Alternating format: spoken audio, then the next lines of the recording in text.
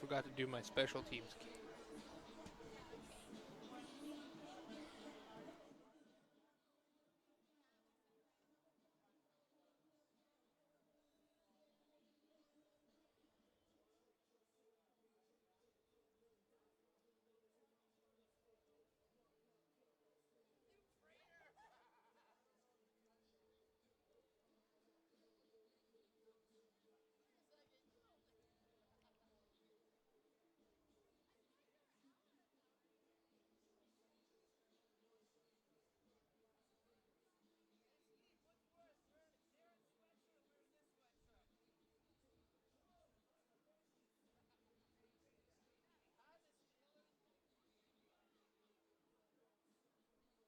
Welcome back to Fitzpatrick Stadium.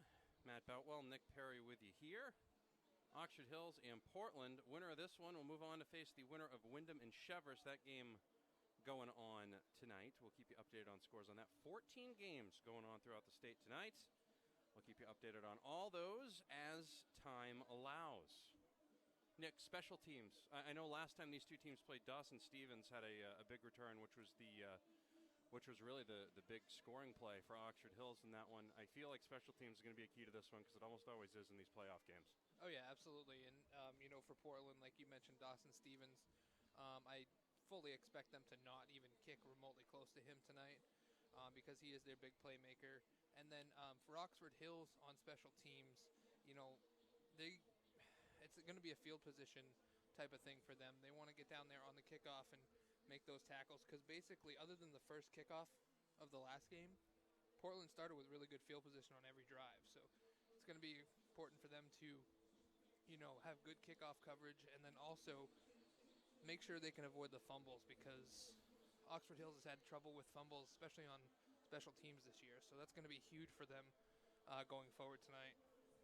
Certainly will be. You can't make mistakes in games like this because if you do, the other team is going to take advantage because you're going to be matched up with a fairly good team out there. Video stream is live now. Just go to mbr.org. It's all right there. And, of course, you can take us along for the ride wherever you might be tonight on 92.7. Listen longer, listen farther. It's Maine's Big Z. Central Maine Community College Hammond Lumber Game of the Week. We will be back in about 5 minutes or so. You're listening to Maine's Big Z. It's High School Game of the Week.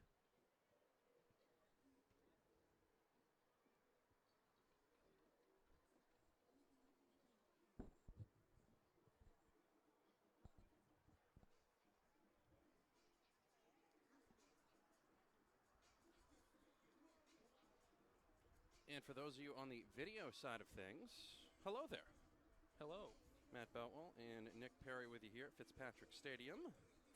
Video stream is brought to you by OA. Ortho Access in Portland is Maine's first urgent care walk-in clinic for immediate assessment and treatment of sports and activity-related injuries. It's open 6 days a week. For hours, visit orthoaccess.com.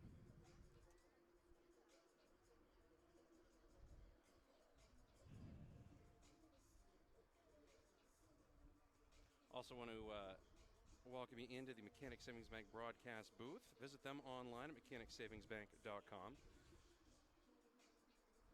Keep you up to date on all the scores from around the state. In fact, you can actually see them updating live. Just go to mbr.org. They'll be right on the front page. A lot of football going on tonight. Very much so. Very, very much so. A lot of football from around the state going on at this point. It is definitely playoffs and definitely playoff weather. That is for sure. It certainly is. And when it is playoff weather, that's obviously a big deal. So, yeah, that's how that goes.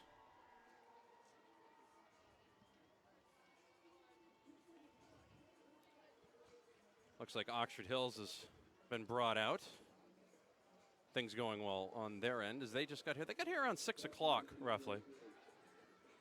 It's a nice and balmy night, 42 degrees as we got going. The band from Oxford Hills is here as well. Very impressive crowd so far has come down here from Oxford Hills. Yeah, they seem to travel well. There was a lot of fans up in Bangor too, which surprised me because that's an even longer haul for them. So yeah, it certainly is. That is not the easiest drive to be trucking up to. I know, for I that. made it.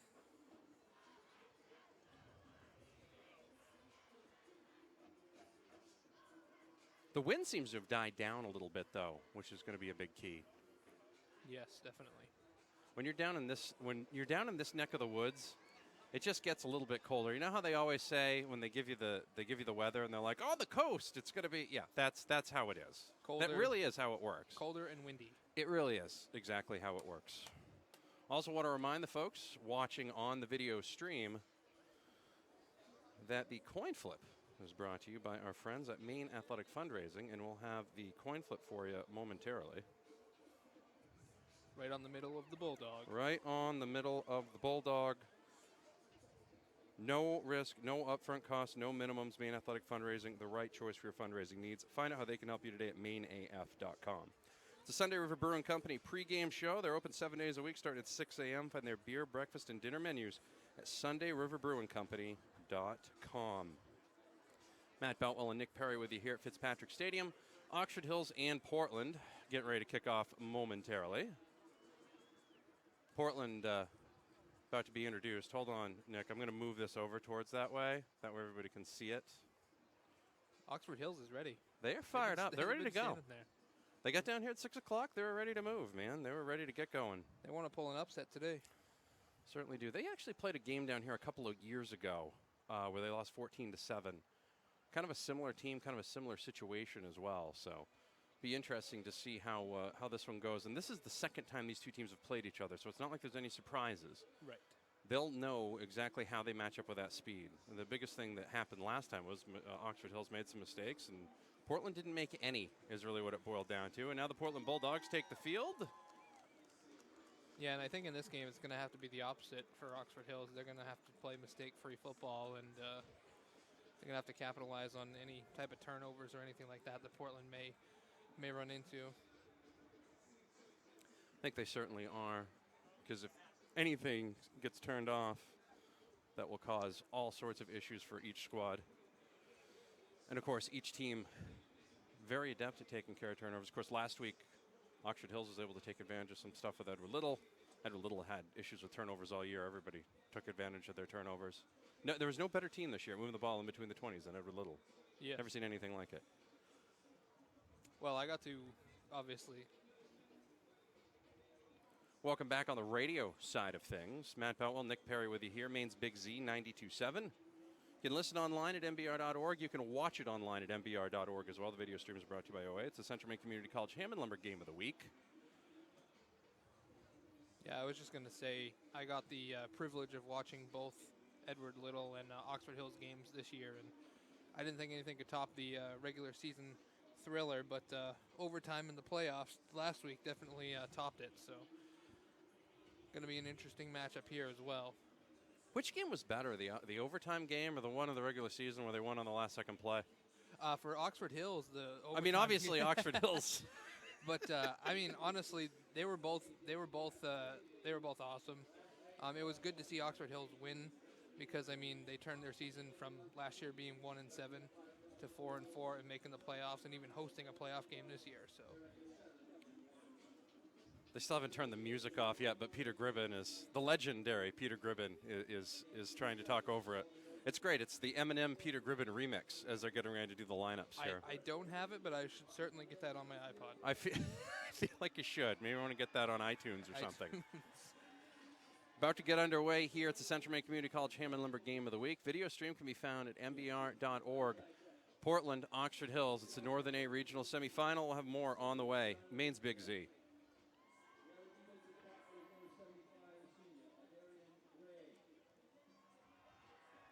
Of course, on the video side of things, we'll continue now the Sunday River Brewing Company pregame show. Find out more from them online, SundayRiverBrewingCompany.com. Beer, breakfast, and dinner menus. They're making donuts up there at 2 a.m. each day, Nick. Oh, donuts.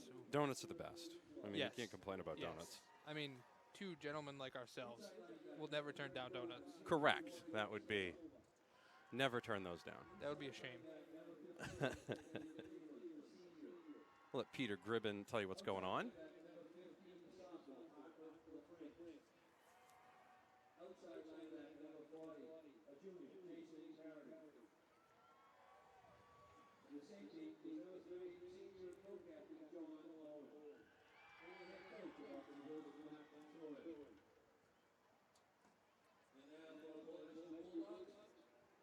to be announced as a team rather than a starting lineup. Here you have the Portland National Bulldogs along with head coach Jim Hartman. And now, can we have everybody please stand for our national anthem, sung for us tonight by Kevin Cohen at Portland High School.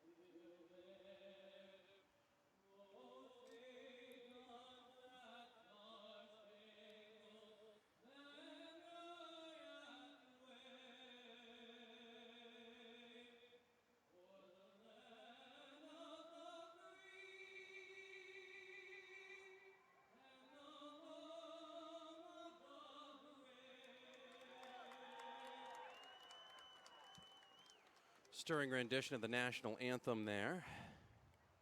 Always gives me chills. It does. Always get you fired up, ready to go.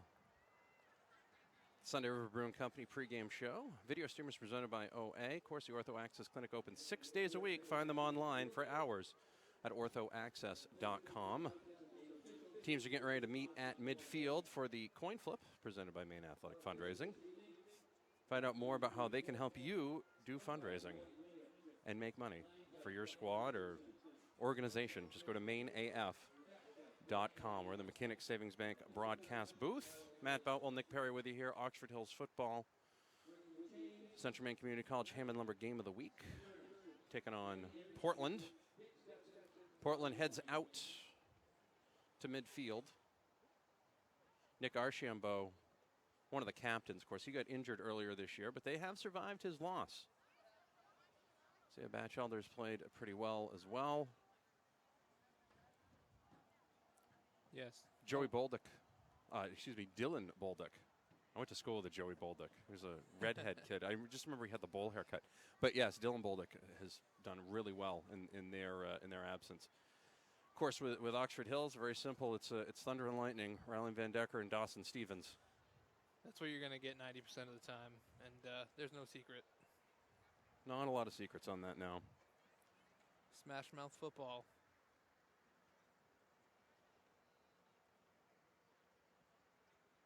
Looks like Portland has won the toss. Actually, Oxford Hills won the toss. They're going to receive, and they're going to be going left to right on your radio dial, just like that. Welcome back to Central Maine Community College Hammond Lumber Game of the Week on Maine's Big Z 92.7, 105.5 when you're in LA. Vikings have brought the whole gang down. I don't know if there's anything open right now in the Oxford Hills area. I think half the town's down here. I actually, when I'm looking at the stands here, Nick, and I want to say the Oxford Hills fan base a little bit thicker than the Portland fan base currently. Yeah, I mean, it's definitely not surprising. I mean, they had a whole bunch of people travel all the way up to Bangor a few weeks ago, too. So they definitely travel well. And they'll be here cheering on their team, hoping to pull a big upset today. This team's a lot different from the team that played earlier in the year, Nick. Yeah, absolutely. I mean, their first game of the year, they played Cheverus, and up until a late touchdown in the fourth quarter, it was a relatively close game. And you could just tell from that game that this team had a lot of promise. And I don't know if it was nerves or, just inexperience, but they certainly have righted the ship and ended at 4-4. So vastly improved from 1-7 last year. And they seem to be on a pretty hot streak here going into the playoffs. So take a legal ID right after this kickoff. Kickoff is on the way. Looks like Quinn Clark will be kicking off for the Bulldogs. Looks like he's going to be kicking off from the left hash as well here. That's a little interesting combination. Yeah, I was just going to say left hash. You don't see that very often. You really don't. Football. Stevens is back deep, along with Cam Slicer. It could be just to avoid Dawson Stevens as well. Dawson Stevens did run one back on September 24th when these two teams met. About to get underway here. 40 degrees. Sky's clear, no rain. Looks like we're about to make it happen. It's the Central Maine Community College Hammond Lumber Game of the Week. Video stream, you can find it at mbr.org. Kick is away by Quinn Clark, and that is going to be deep, and it's going to go right to Stevens. He's going to field it at the 10, and then he's going to get that up to the 25 and stop there. And that's where the Vikings will take over. Actually, they're going to mark him down at the 26-yard line. Vikings will take over, and Connor Truman will lead his offense onto the field, looking to spring the upset of the #1 rated Bulldogs. Yeah, like I talked about earlier, I mean, it's going to be Ryland Van Decker and Dawson Stevens all night long, and they definitely have to establish the line of scrimmage. 1st and 10, Truman's going to be in the shotgun. 2 receivers to the right, 1 to the left. Now he's going to send a man of most, and that's going to be Stevens, and he's going to take it himself. He's going to try to bounce it out to the outside, and he is not going to get anywhere. He's going to get stopped back at the 20-yard line. That's going to be a loss of 5. It's going to be 2nd and 15. That is not what you wanted to start the game. If you're an Oxford Hills fan, they'll actually mark him at the 21-yard line. Yeah, for Oxford Hills and this type of offense that they run, you know, they want to get at least 3 yards per down, basically, you know, to keep 3rd down manageable, because they're not a long play offense. Truman under center, 1 receiver out to the far side right. Looked like he had a little trouble with the snap there, and it threw some things off. And that was number 22 on the carry for Oxford Hills, Levi Brett. You mentioned earlier he's going to get a couple of carries. He got one there. Didn't gain anything, though. He made it back to the line of scrimmage at the 21-yard line. That's going to make it 3rd and 14 for the Oxford Hills Vikings. No score just underway here on the Central Maine Community College Hammond Lumber Game of the Week. Yeah, every once in a while they'll run Levi Brett with that quick hitter from the fullback spot.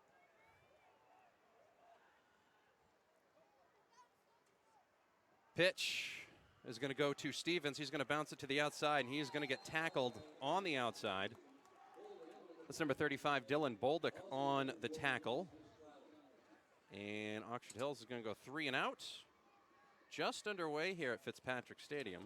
No score between Oxford Hills and Portland in the Northern A semifinals. Yeah, the Portland defense is really, really fast out there getting to the edge. And that's where Dawson Stevens hurt you the most. Kick is away, low line drive. It's going to bounce at the 50. That's going to be fielded there. And down the sidelines, he's got it all the way down. Touchdown, Portland. That was number 7, Vincent Pasquale. And just like that, the Portland Bulldogs are on the board. 10:05 remaining in the first quarter, 6-0 Portland. Yeah, Portland did a great job there just building the wall, and actually a great job fielding that ball too, because it came right up off a hot spring. You know, you mentioned earlier in the game about the special teams, and sure enough, first big special teams play goes right into the way of Portland. If you're an Oxford Hills fan, not what you wanted to see on the first play. Good play, Pasquale, there as well. As you mentioned, that is not an easy bounce to be able to pull that off the turf, and he was able to take that right down the sidelines. Clark in to kick it. Snap, kick, good. And just like that, it is 7-0 Portland with the lead. We'll have more on the way. 10:05 remaining in the first quarter. It's the Central Maine Community College Hammond Lumber Game of the Week. The video stream can be found at mbr.org. We will be right back.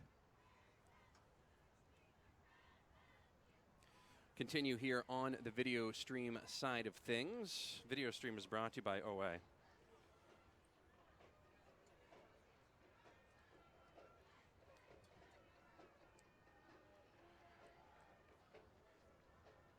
Portland made the ever-important extra point there, too, because unfortunately for Oxford Hills, they've had trouble kicking extra points this year, so those are going to be even more crucial.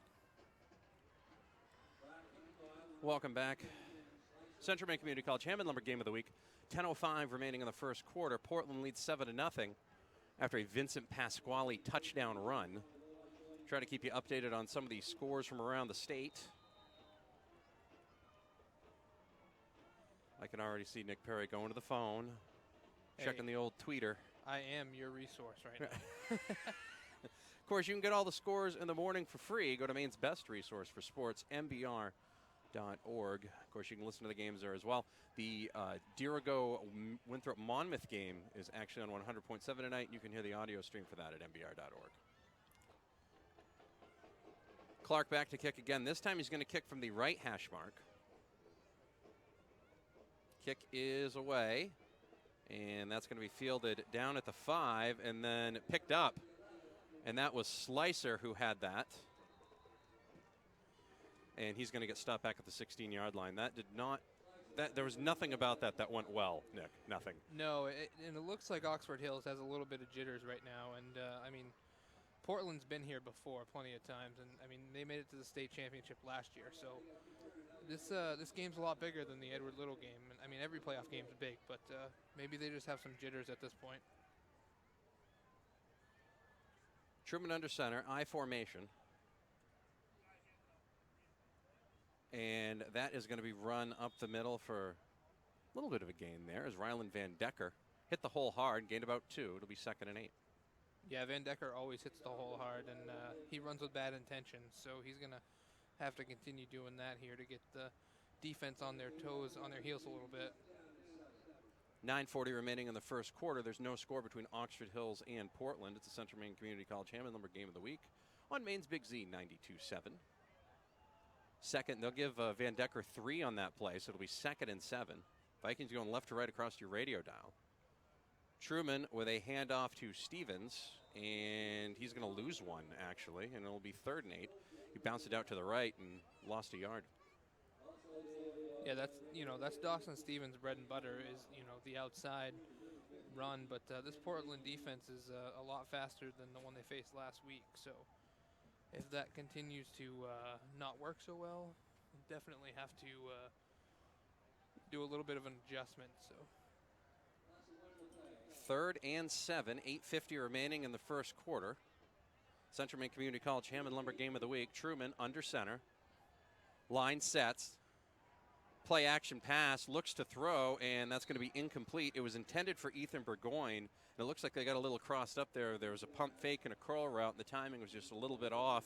And again, Nick, it looked just a little bit like jitters. It didn't look like Portland had a lot of pressure on that play or anything like that, but sure enough, play got hurried, and once again, Oxford Hills 3 and out. Yeah, unfortunately, we said jitters, and he went to his favorite target there in Burgoyne, so not surprised at that at all. Luke's kick sidewinds. It's going to take a beautiful bounce and is going to be picked up by number 22. That's Jake Knopp, and he's going to get inside the 40 down to the 38-yard line. However, there's a flag down back at the 42-yard line, and that is usually in the vicinity of a block in the back or a holding, Mr. Perry. I'm not a wizard on these things, but I've generally on the punt, I would typically. Yeah. Typically that's what you see happening, and sure enough, Jerry Norton, one of the officials out there, and telling you that was a block in the back, and that will move it back into Portland territory. So the Portland offense takes over for the first time, leading 7-0. 2 quick scores for you, Matty. Okay, already. Yeah, Winthrop Monmouth leads Dirigo 7-0, and with 7 minutes left in the first, and it looks like Biddeford is up 7-0 on Greeley. Thank you very much. Hey, that's what I'm First and 10, Batchelder, under center, I formation. Pitch is going to go to Bolduc off the left, and he is going to gain 1, and that's going to be it. Nice defense there by Oxford Hills. John Bowen was in on that. Good start defensively for Oxford Hills. Yeah, absolutely. I mean, Oxford Hills defense has been, stellar all season, and number 40, Jason Parody there, made that whole play by, having outside contain and forcing it back inside. 2nd and down and 9 for the Bulldogs. They lead 7-0. 8 minutes remaining in the first quarter. They're going right to left across your radio dial. They're going to send Bolduc in motion, and they're going to hand it off. That is going to be number 24, Zach Elowich, and he's going to get into Vikings territory down to the 48-yard line. And Darian Ray is all fired up coming out of the pile. Yeah, Darian Ray is a beast on the inside, and he's deceptively quick for a big man. So always good to see him in there. Dare I say nimble? Nimble's good for a big man. Yes. Nimble. Nimble. Always good with nimble. I was never fast. No, I was not either. I thought you were a track star. No, I did Oh. shot put, and I wasn't even good at that. So, luckily, I didn't stab myself with a javelin. 3rd and 5. Batchelder's going to take it himself out of the Wildcat, and he's going to try to carry tacklers. Short. But he is going to get stopped as Nathaniel Cleveland, no relation to Cleveland Brown or that I know of, got a hold of Batchelder's legs and just hung on for dear life, and it's 4th and 2. And it looks like Batchelder's going to go back into punt formation. Great start for the Oxford Hills defense. However, got to be careful watching out for the hard count here on a 4th and 2. And especially when the quarterback's the punter. And or the fake, of course. And Batchelder can't quite get it. He's going to throw it deep and incomplete.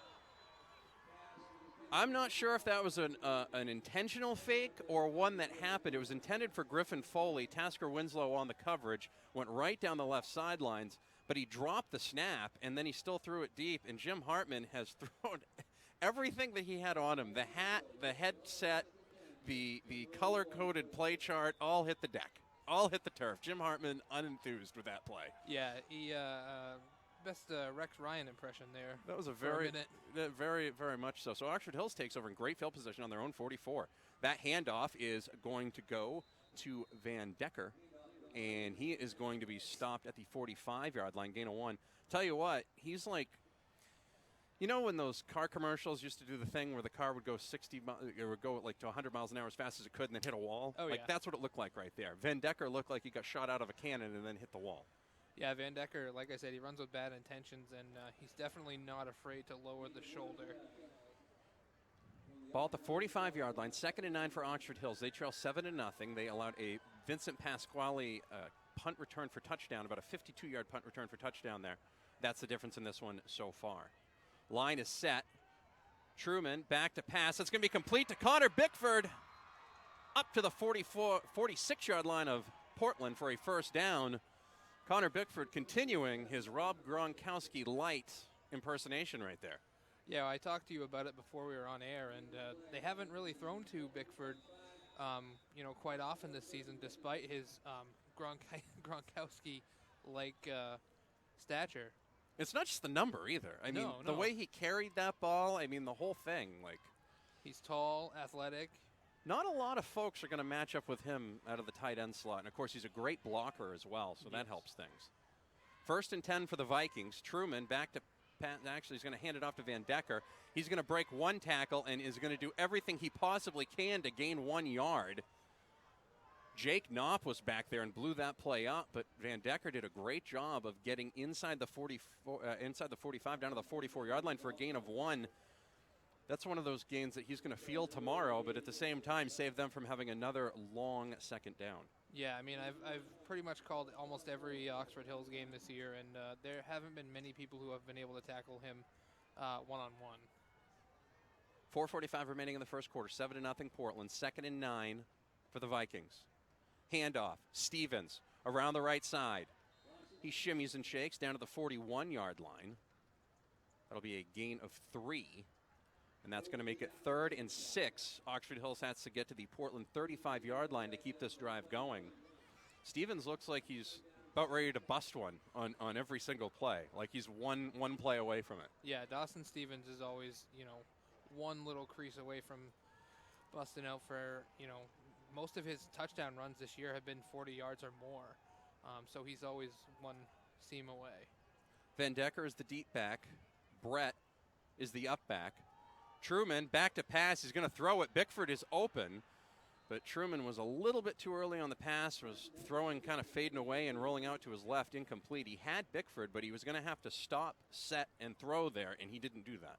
Yeah, he just had to throw it a little bit too early, and I'm actually kind of excited that they've gone to Bickford, or attempted to go to Bickford again, because that's about 2 times more than I've seen in the last 6 games. Good call. That punt is away by Luxa. And that's going to be fielded by Knopp. And he is not going to gain much. He's going to get up to the 24-yard line. And he got tripped up back there. Looked like Cam Slicer was in as a part of the tackle along with Ethan Burgoyne.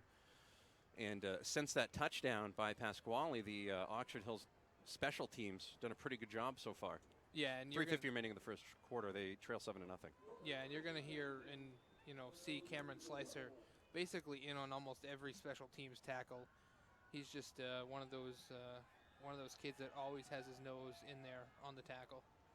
Batchelder is in the shotgun. He's got 2 receivers wide right, 1 to the near side left. Handoff is going to be to Bolduc out of the draw. He's going to bounce it out to the left, and he's going to get tripped up at the 31-yard line. That might have been a touchdown-saving tackle by Braden Bean. Be a gain of 6. It'll be 2nd and 4 for the Bulldogs. Yeah, you're definitely right on that. Touchdown-saving tackle there for sure. When Bolduc hits it, he's like Barry Sanders in Tecmo Super Bowl. I'm not going to give him the Bo Jackson treatment quite yet. No. Very Barry Sanders-like. As soon as he hits it, he can go. Batchelder again in the shotgun, 2 receivers to the near side right. They ran out of this play on the last possession. Let's see if that's something they do again here. They are going to do that here, and Bolduc is not going to find nearly as much room. He's going to gain about 2. He had to get just past the 39-yard line for a first down, and if I'm looking at the way this guy spotted it down here on the near sidelines, they're not even going to measure it. It's going to be a first down. Looked like it was fairly close, but yeah, me and Coach Hale and Coach Wing all year have had some confusing things about the measurements. So yeah, I don't know if you and Aaron have, but a few, yes. Yeah, a couple. Yeah, that was one of them there. That looked like it was close enough for a measurement, but apparently not. First down for Portland. Batchelder's going to keep it himself. He's going to fake the handoff, and he's going to get some yardage, almost enough for a first down. I think he is going to have a first down out to the 45-yard line. Gain of 11. 2:51 remaining in the first quarter. Portland leads 7-0 and looking to make it more over Oxford Hills here at Fitzpatrick Stadium. Yeah, just running basically that read option type of play. And I mentioned before, Oxford Hills has to stay disciplined on the misdirection plays. Of course, a reminder, the video stream can be found at mbr.org. Yes, there is a video stream for this. Batchelder's going to hand it off to Bolduc. He's going to run off the right side and carry tacklers up to midfield. Gain of 5. It looked like there was going to be about a gain of 2, and then all of a sudden 3 yards later, here comes Dylan Bolduc carrying tacklers with him. Couple score updates for you, Matty. Brunswick is up 12-0 on Messalonsky. And Dominic Casal with a 100-yard interception return to end the first quarter. Chevrolet is up 7-0. Goodness gracious. What a big shocker. Brunswick's winning. That never happens. 2:06 remaining in the first quarter. 2nd and 5 for Portland. They got 3 receivers out to the left. They call that trips. Batchelder's going to run it out to the right. He's going to bounce outside, get into Oxford Hills territory, all the way inside the 45 to the 44-yard line, and then you're going to have flags on the sidelines. Looks like Oxford Hills is going to get dinged here for a late hit as Isaiah Batchelder got dinged after he got out of bounds, so that's going to move the ball down to the 30-yard line if all is what I think it is. Yeah, it looks like a Darian Ray hit him, when he was well past the sideline. I'm not sure if a Darian Ray got tripped over there or if it was just gravity working against him, momentum. Big kids never really battle gravity all that well. And actually what's going to end up happening there, Batchelder made it up to the 43-yard line. So they're going to move the ball to the 28. So a 15-yard penalty. Something that Oxford Hills can ill afford, and Portland will be happy to take advantage of here with 1:54 remaining in the first quarter. Yeah, penalties are obviously crucial, especially in these type of games. So defense is going to have to step up here. Batchelder sends a man in motion. That's going to be Knopp, and he's going to take it on the sweep to the 20, to the 15, and then out of bounds at the 11-yard line. Jake Knopp, and he's actually going to be inside the 13, we'll call it to the 13-yard line. Gain of 15 there. Good play on the jet sweep. You're in a few of those back in your day, right? The jet sweep? Yeah. No, I have 2 career carries and 3 total yards. I had to know. I should have asked you this off the air, but I had to ask. 1:46 remaining in the first quarter. Clock stopped when Knopp went out of bounds. Batchelder's going to run it off to the left, and he's going to get past Bickford. He's going to wiggle out of bounds and get inside the 5, down to the 4. Gain of 8. And it is going to be 2nd and 1 for Portland, and they're about 3 yards away from the end zone here. 1:40 remaining in the first quarter. 7-0 Portland. They're looking to make it more. And once again, with Batchelder getting out of bounds, it stops the clock. I will say on my 2 carries, it was a total of 8 tacklers, to get me down. So Well, I that's guess good. that's something. That's something. It's like Refrigerator Perry back in the day, or the one that the 49ers did the year before. Right. Batchelder out of the Wildcat. He's going to bounce it outside, and he is going to get out of the tackle of Jordan Silver and get into the end zone. Touchdown, Portland. Flag down. Looks like that's going to be a 15-yard type of either a taunting penalty or a face mask. I'm not sure which one it's going to be, but 13-0 Portland. Minute 34 remaining here in the first quarter. And we'll see what the call is from the officials. It looks like it's going to be on Portland because they're talking to Oxford Hills about it. Yeah, Portland's just, getting to that edge so fast right now. That was a really good offensive possession for them. They didn't mess around. There was no trick plays. There was no silliness. Looks like there is going to be an unsportsmanlike penalty on Portland after the play, and I believe they'll probably assess that on the kickoff. Quinn Clark will come in to kick the extra point. Nope will hold. Minute 34 remaining in the first quarter. 13-0 Portland. Pasquale punt return for a touchdown and a Batchelder touchdown run from 3 yards out are the scores in this one. Jim Hartman out getting some clarification. Still. He wants to know who it was on and which referee threw the flag at this point. I believe so. Either that, he was looking for something else on the other end of the field. I'm not quite sure. But he was definitely, he got his clarification, though. Jerry Norton gave him the clarification. Wells is winning 7-0. Over It says FA. Freiburg Academy. Freiburg Academy. And Kennebunk is winning 13-0 over Marshwood. Kick is down. No good. It is good. It looked like it was wide left, but okay. Must have snuck in right over that. Snuck in quickly. Minute 34 remaining in the first quarter. 14-0 Portland with the lead over Oxford Hills. Central Maine Community College Hammond Lumber Game of the Week. We'll be right back. Of course, we'll keep it right here on the radio, on the video side of things. Coney is leading Brewer 7-0 right now. I'm not shocked by that. Coney's got that little Cinderella thing going on right now. It's the MBR Game of the Week. It's presented by OA. The Ortho Access Clinic in Portland is Maine's first urgent care walk-in clinic for immediate assessment and treatment of sports and activity-related injuries. It's open 6 days a week. For hours, visit them online at orthoaccess.com. Oh, Orono's winning as well. And welcome back to Fitzpatrick Stadium in Portland. Home of 3 out of the 4 state football championships. We'll be back here in 2 weeks regardless. Oxford Hills would like to be here, but they're going to have a mountain to climb in that case because right now they're down to the number 1 seeded Portland Bulldogs, 14-0 with a minute and 34 seconds remaining in the first quarter. Matt Boutwell, Nick Perry with you here. Tyler Farnham on the camera. Navigated the traffic. Coming down here to Portland. Coming down to Portland's like coming down to a different country. You know, it really is. One more update for you, Matty. MCI is up 7-0 on Bucksport as well.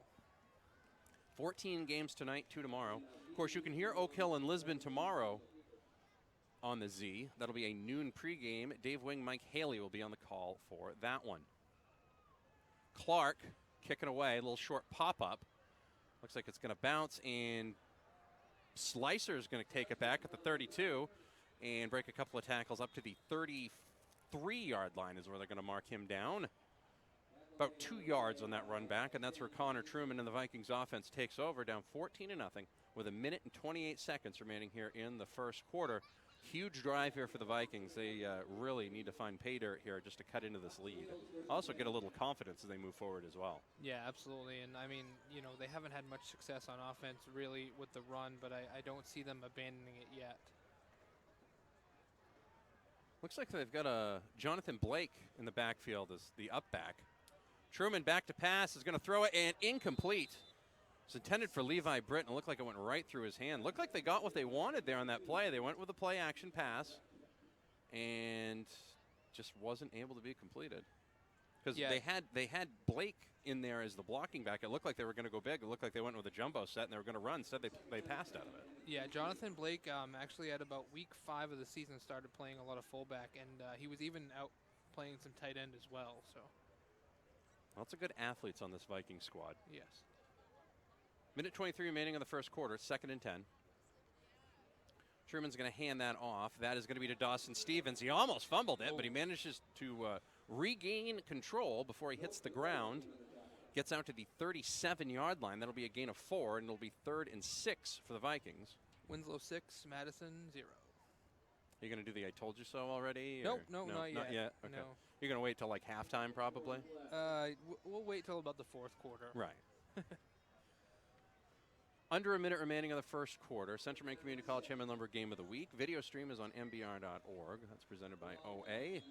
Oxford Hills is down 14-0, and we're going to have a timeout by Oxford Hills here. That'll stop the clock at 44.5 seconds remaining. We'll be back in 30 seconds on Maine's Big Z.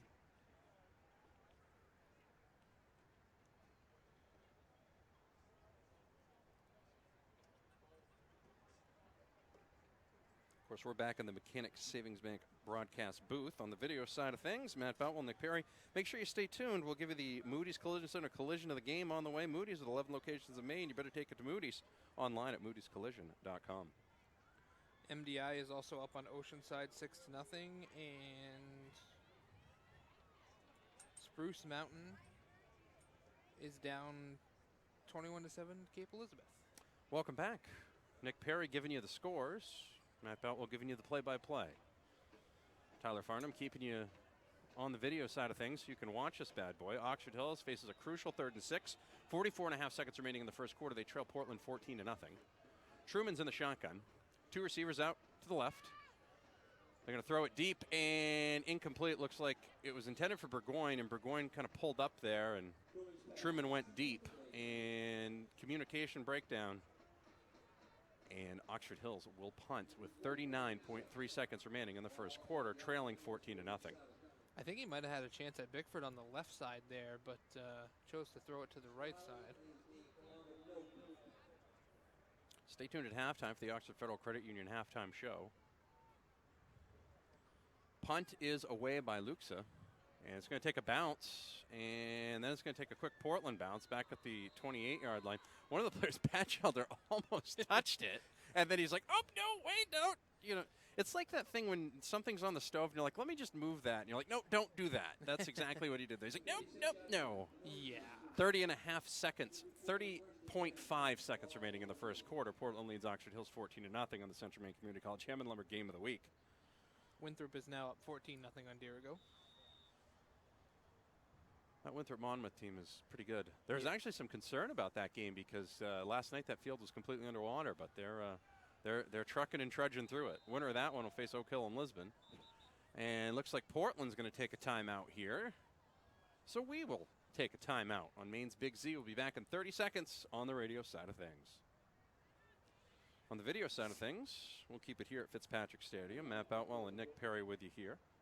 Try to get your scores as they come in. Want to remind you that Maine Athletic Fundraising brought you the coin flip earlier. No risk, no upfront cost, no minimums. Find out how they can help you raise money for your organization or team. Sign up today at maineaf.com. And right on cue. Right on cue? Score update. Sanford is Bonnie Eagle is up on Sanford 14-0. Look at you using the old Twitter. I'm on it like Blue Bonnet. Welcome back on the radio side of things. On the video side of things, we never left you. Central Maine Community College Hammond Lumber Game of the Week on Maine's Big Z 92.7. The video stream is presented by OA. You can watch that at mbr.org. All sorts of games there tonight, audio streams, video streams, and, of course, all the scores tomorrow morning as well. All right there in one place. 1st and 10 for Portland. Batchelder's going to run it down the left sideline, out past the 30, out to the 31-yard line. He's going to get spun down there. Parker LaFrance and Tasker Winslow teamed up to make the tackle there. Very Wu-Tang-ish. You hit him high, I hit him low. Got Batchelder right out of bounds. Yes, and most importantly, it makes it a manageable second down here. 2nd and 6. Looks like a long 6. Yeah. I'm going to call it 2nd and 7. I don't know if you've learned this yet doing the games this year, Nick, but you don't always trust the scoreboard. No, I trust my eyes. Yeah, generally. you do what you can. And there was actually at one point earlier in this game where every possession was off by like 5 yards. So it happens. Wait, it happens. 24.7 seconds remaining in the first quarter. Batchelder's going to keep it himself again, and he's going to run into a wall and not get anywhere.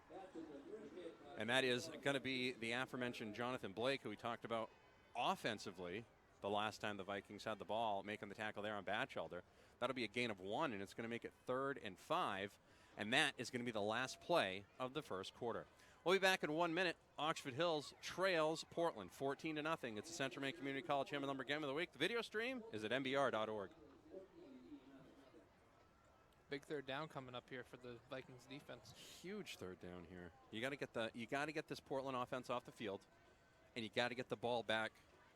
Hopefully in a spot where your offense has good field position and can kind of take some things over. The other thing you'd like to see here as well is maybe the special teams make a play, or whether it's a punt block or a return or something like that that can really help.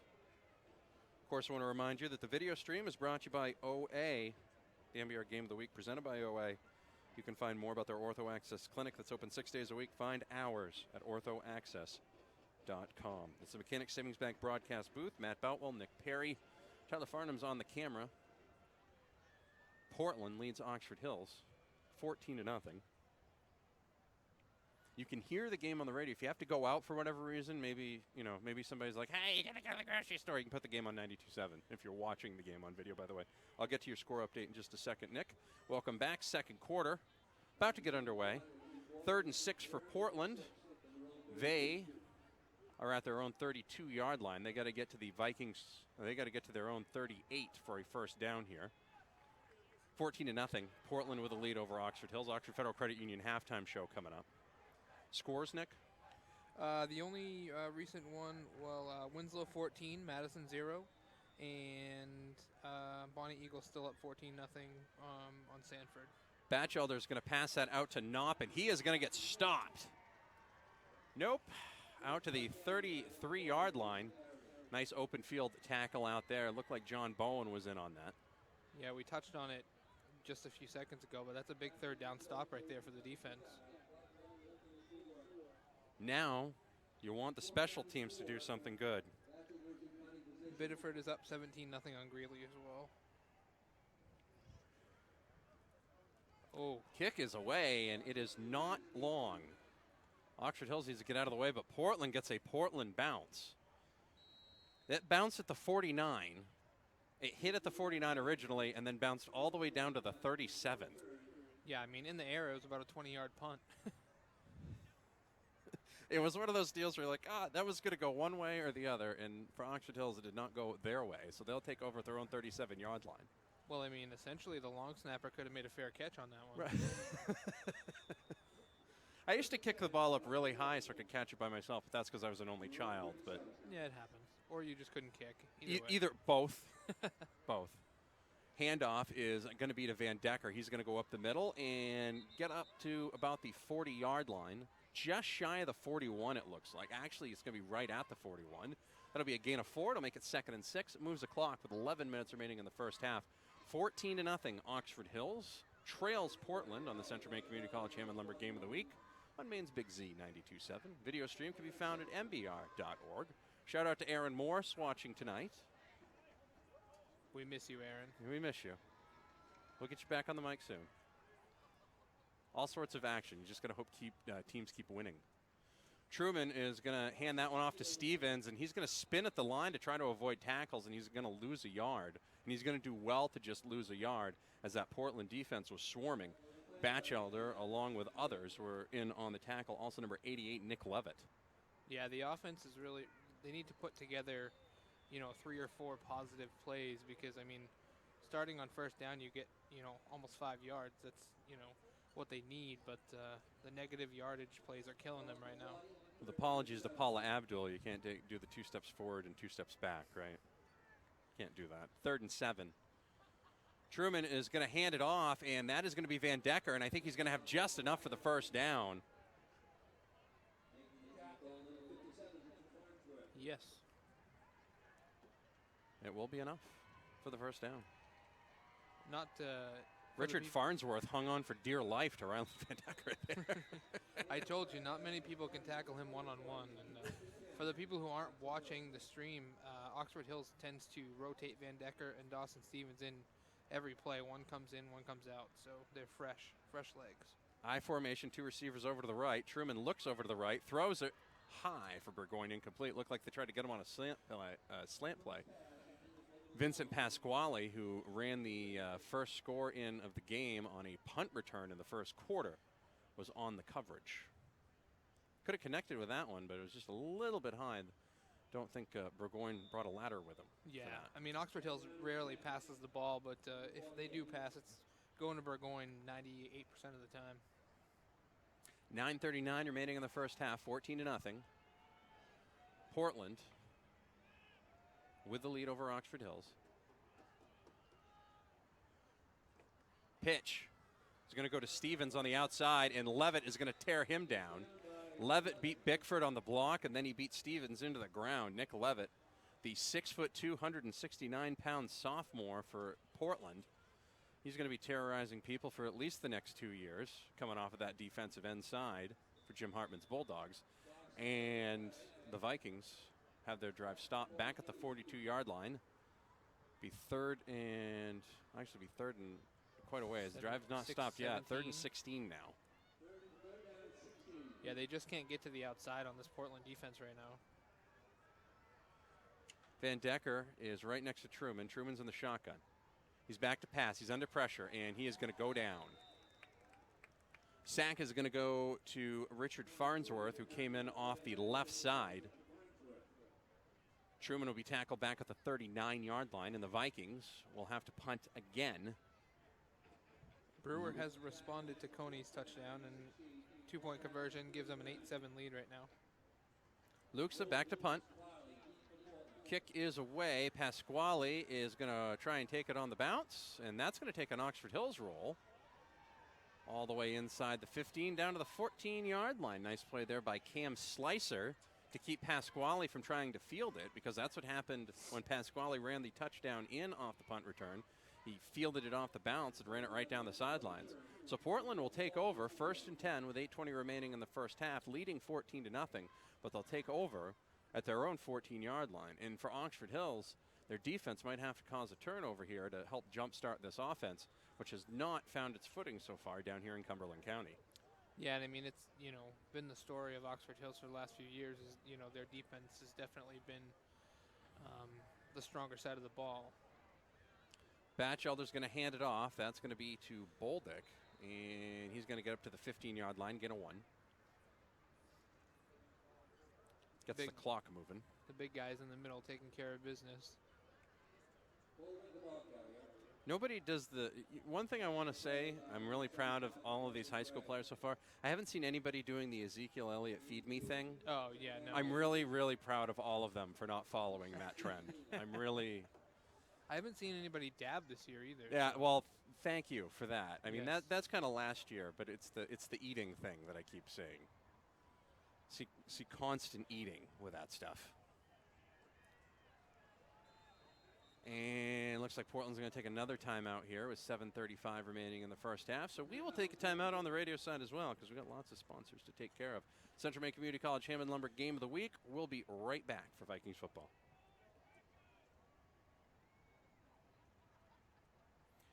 Keep it here on the radio side of things, of course. Winthrop Monmouth is up 17-0 now. They must have gotten a 3-point, got the old field goal. Field there. goal, yes. The Class D field goal. Not something you see every day.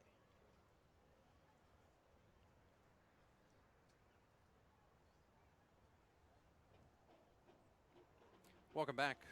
Central Maine Community College Hammond Lumber Game of the Week. Video stream can be found at mbr.org. The video stream is presented by OA.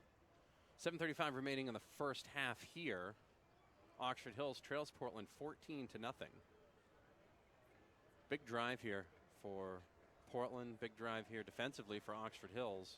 Oxford Hills offense hasn't been able to find their footing quite yet. Yeah, this could be huge, not only for momentum-wise, but also, to change the field position battle too.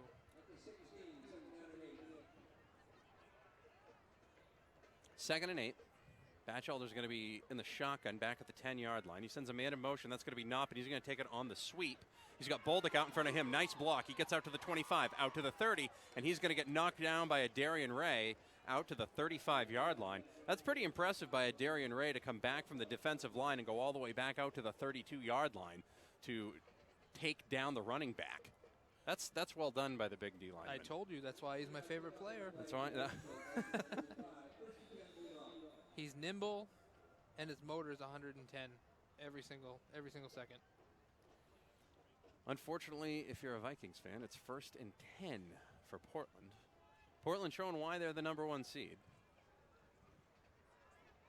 Yeah, their only loss came to Scarborough in the first week of the season by 1 point. Batchelder's going to take it himself, and he's going to find some rushing yardage. Winslow will get credit with the tackle, but Batchelder will get up to the 48-yard line. Gain of 8, 2nd and 2. Clock continues to run, 6:50 remaining in the first half. Mind, we'll have the Oxford Federal Credit Union halftime show for you on the way. Kennebunk is up 13-7 over Marshwood. You're up 13-0 originally, right? Yes. Yes. I formation for Portland. They're going left to right on your radio dial. Pitch to Bolduc, but the play is blown dead. That's going to be a false start or illegal motion or whatever it is where they do the arms, where they do the dance. Da, da, da, da, yeah. The hand drive? The hand jive. There Thank you. Go. That's, You're welcome. I knew you would know that. Thank my mother for watching Grease 800 times. One thing I've never seen the officials do, though, you know that fake knee thing that Mick Foley used to do, where you take your hands over the knees and it looks like you move the knees when you do. Never seen an official do that, which is nice. Nice. Yeah. The chop block doesn't really affect that or cause that at all. That doesn't really set that up. Or the one where they kick their own Achilles. Right. Yeah, that doesn't happen either. That's always good. The tripping. 2nd and 8. Batchelder's going to throw it back, and that's going to be to Franco Lindos. And he's going to get it up to midfield after some adventures catching it and fielding it. And he's going to get into Viking territory down to the 45-yard line. Nice little throwback there to Lindos, the sophomore. Yeah, that was a good play call. I mean, unfortunately for Oxford Hills, they had the guys there to stop it short of the first down, but 3 missed tackles, and Portland is in Oxford Hills territory. 6:10 remaining in the first half. 14-0 Portland. Batchelder's going to run it off to the left. Now he's going to cut it back upfield. He's going to gain about 7, possibly 8. All sorts of Vikings in on that play, including Nathaniel Cleveland and also number 35, Jordan Silver. 5:55 remaining in the first half. 14-0 Vikings trailing the Portland Bulldogs. Wow. Caleb Bell from Biddeford just kicked a 50-yard field goal. You don't see that at this level very often. No, not at all. And Winslow's up 17-0. Still? Yes. Still.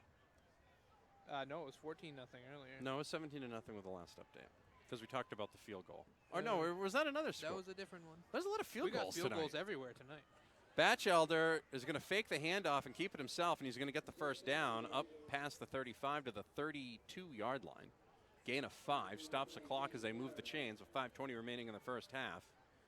Viking defense needs to dig down and do what they can to keep Portland out of the end zone because 3 touchdowns could be real. 2 touchdowns, bad enough. 3 touchdowns could be nearly impossible against this tough Portland Bulldogs defense. Yeah, their defense is fast. And I mean, Oxford Hills, Dawson Stevens, his bread and butter is the outside run, and he just hasn't been able to get to the outside on this defense. Under 5 minutes remaining in the first half. 14-0 Portland with the lead. Pitch is going to be to Bolduc. He's going to run it off the right side, and he is going to get tripped up in the backfield at the 31 after a gain of 1. John Bowen and Parker LaFrance were in on that one. It kind of looked like Bolduc mistimed his leap. He had a blocker out there and 2 Viking tacklers. When he mistimed it, he landed on both the Viking tacklers and went down. Yeah, I mean, John Bowen got dump trucked on a block there, but was still able to somehow make a little bit of a shoestring grab. 4:20 remaining in the first half. 14-0 Portland with the lead.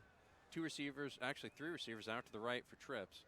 Batchelder's going to run it off to the left. Bolduc's going to provide a block. Batchelder's going to work behind that block, get inside the 25, down to the 23-yard line. He's going to be a yard shy of a first down. It'll be 3rd and 1 under 4 minutes remaining here in the first half.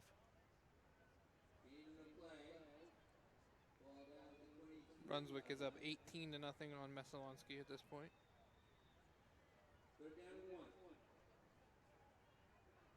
3rd and 1 for the Bulldogs. 2 timeouts left for the Bulldogs, by the way. Would I be correct in saying Thornton plays tomorrow? They do. Okay. I believe Thornton plays, I think the only 2 games tomorrow are the Thornton Academy game and the Oak Hill Lisbon game. Of course, you can hear the Oak Hill Lisbon game on Maine's Big Z starting at noon. Batchelder's going to take it himself on the QB sneak. He's going to bring it up to the 20-yard line. Almost to the 19, gain of 4. 3:21 remaining in the first half. First down, that's Coach Haley's favorite play. Every time we do a game, Coach Haley's like, you just did that on every play. You wouldn't stop it. The quarterback sneak? The quarterback sneak at this level seems to be somewhat effective. Coach Haley also coached most of these kids' parents. And uncles. Or grandparents, I'm not right, sure. yeah. No, I don't think quite that far. Wow. I love you, Coach. I know you do. I know. That's good. I think he's down at the Wyndham-Chevrolet game tonight. Batchelder is going to hand it off. That's going to be to Knopp, and he's going to go up the middle for a touchdown. They ran the counterplay there. They faked it 3 times until Knopp got it in. 2:55 remaining in the first half. It's 20-0 Portland. Unfortunately for Oxford Hills, that was one of my keys to the game, was staying disciplined on the counters and the misdirections. And hopefully they can take this 2:55 and at least get a score on the board before the half, because Oxford Hills received the opening kickoff, so Portland will get the second half kickoff. Nope with a 20-yard touchdown run. Jake Nope can turn on the afterburners. Snap down, kick up, kick is good. Looked like Matt Bauer 95 against the Dolphins, but it knuckleballed through.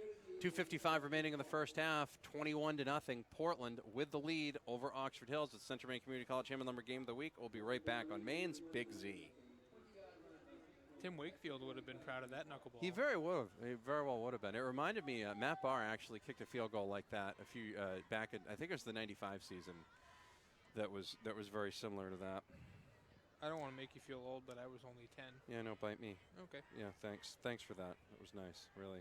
Thank you for letting me feel old. Video stream is presented by OA. Find out more about the Ortho Access Clinic, which is open 6 days a week at orthoaccess.com. Coney has the lead again, 14-8.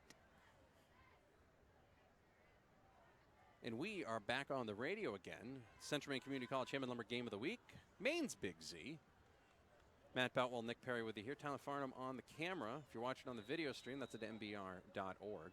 21-0 Portland with the lead over Oxford Hills. Bulldogs showing no rust after their week off.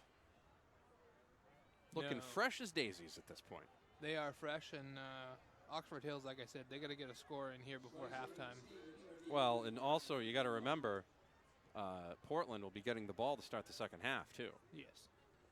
Which is another big key. Quinn Clark will be kicking off. Kick is away.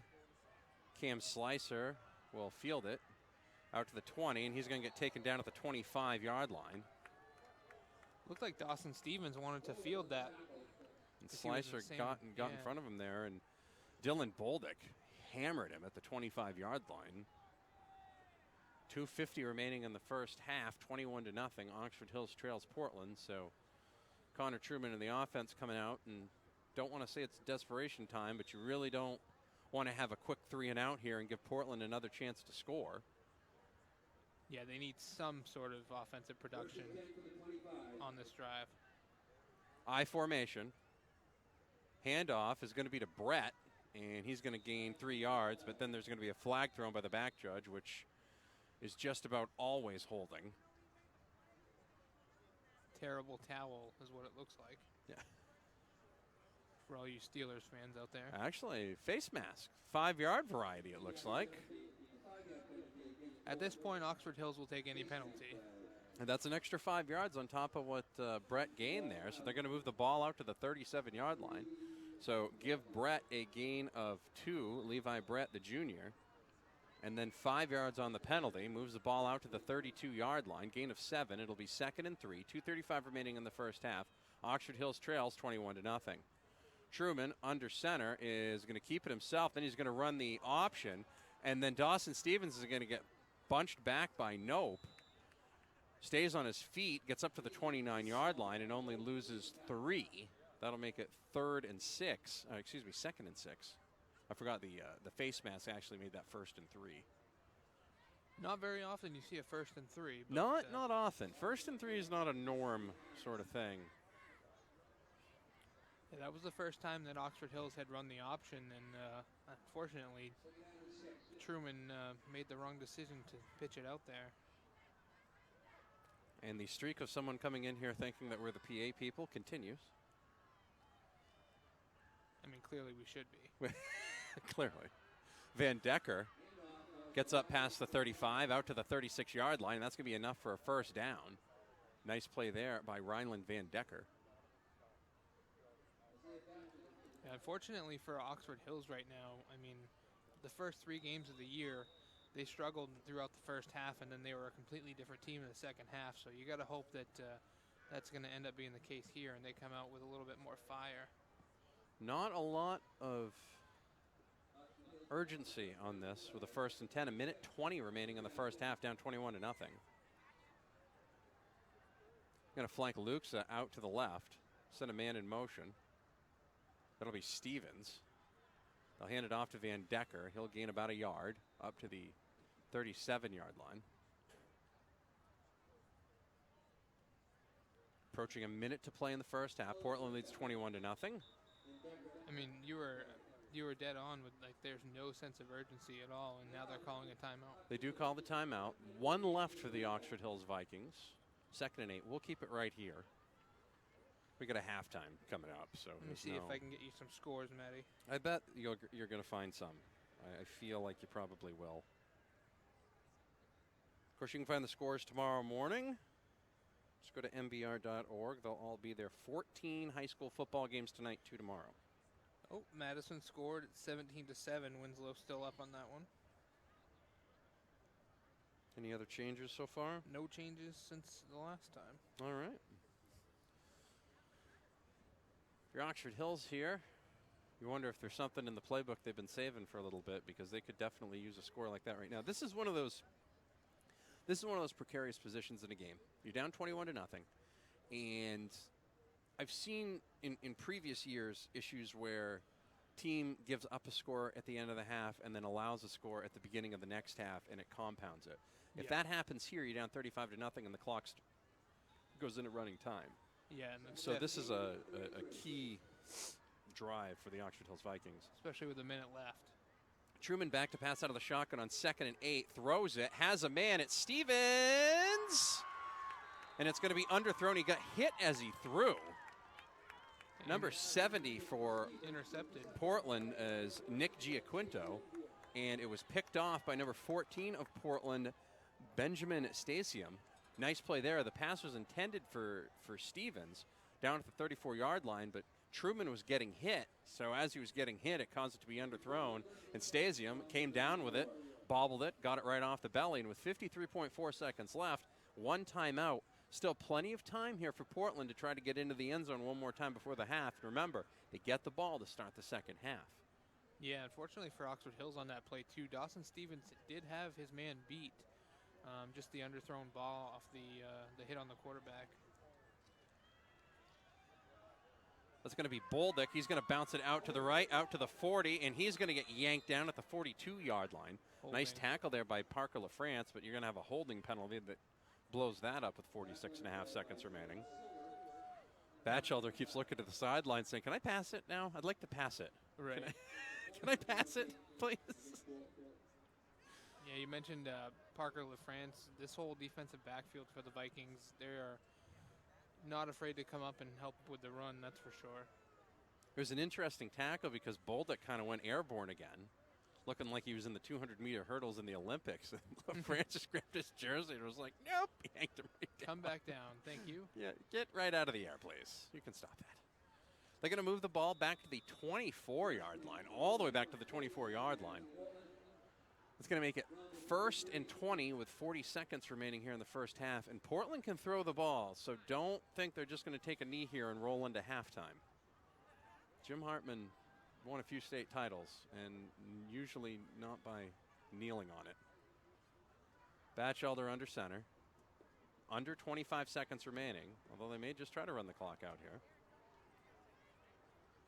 Batchelder's going to hand it off to Bolduc, and he's going to get tackled right at the line. Parker LaFrance and Dawson Stevens team up on that tackle, and that is going to be the final play of the first half. That holding penalty apparently snuffed out any chance of anything else happening. Most of Portland's headed to the locker room, so we'll take a break. It's halftime. Oxford Hills trails the Portland Bulldogs 21-0. It's the Central Maine Community College Ham and Lumber Game of the Week right here on Maine's Big Z 92.7. Oxford Federal Credit Union halftime show on the way. Video stream continues at mbr.org.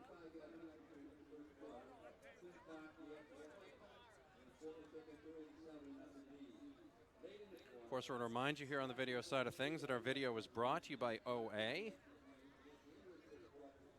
Our friends over at OA are presenting sponsors. The Ortho Access Clinic in Portland on Sewell Street is Maine's first urgent care walk-in clinic for immediate assessment and treatment of sports and activity-related injuries, open 6 days a week.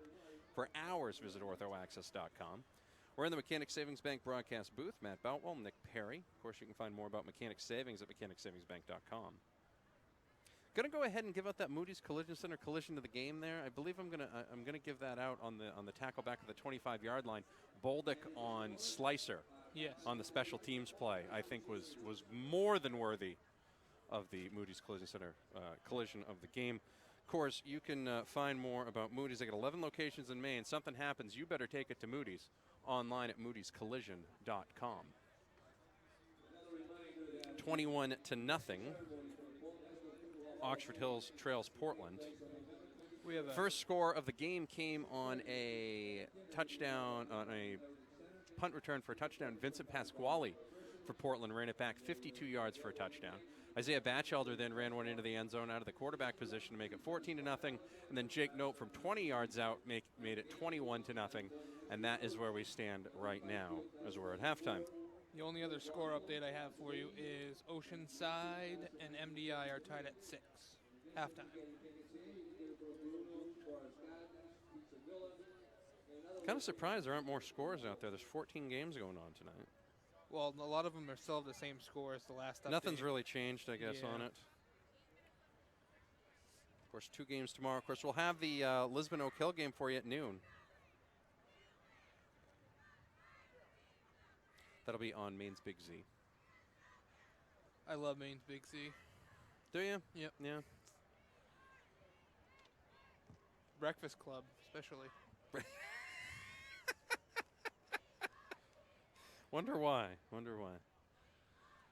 It's the guest. It's certainly not the host. Yeah, it's absolutely. It's always the guests. Definitely the producer on that as well. Of course, also want to thank all of our other sponsors. Well, of course, all the scores that you can find, whether it's soccer, field hockey, you got all sorts of stuff going on right now around the state. Go to mbr.org. It's Maine's best resource for sports. Find daily scores, live and on-demand video and audio, and support your team at mbr.org. The forums are there as well. Always hot topics on the forums at night, especially after games. It's a place to talk. Everybody gets together. Sunday River Brewing Company is our pregame show sponsor. They're open 7 days a week starting at 6 a.m. Find their beer, breakfast, and dinner menus at SundayRiverBrewingCompany.com. There's the legendary Coach Billy Goodman. Hey, I hope you're all warm up there. I can't even call him the Macaulay coach anymore. He's the Maine Girls Academy coach now because they changed the school. Fair I can't call you the coach Catherine McCall anymore. I got to call you the Maine Girls Academy coach. You know.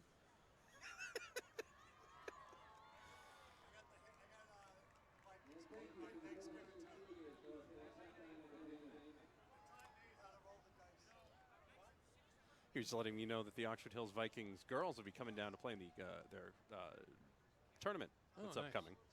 Always good when the schools get together and play kind of outside of the market a little bit. Right. Makes for some interesting matchups.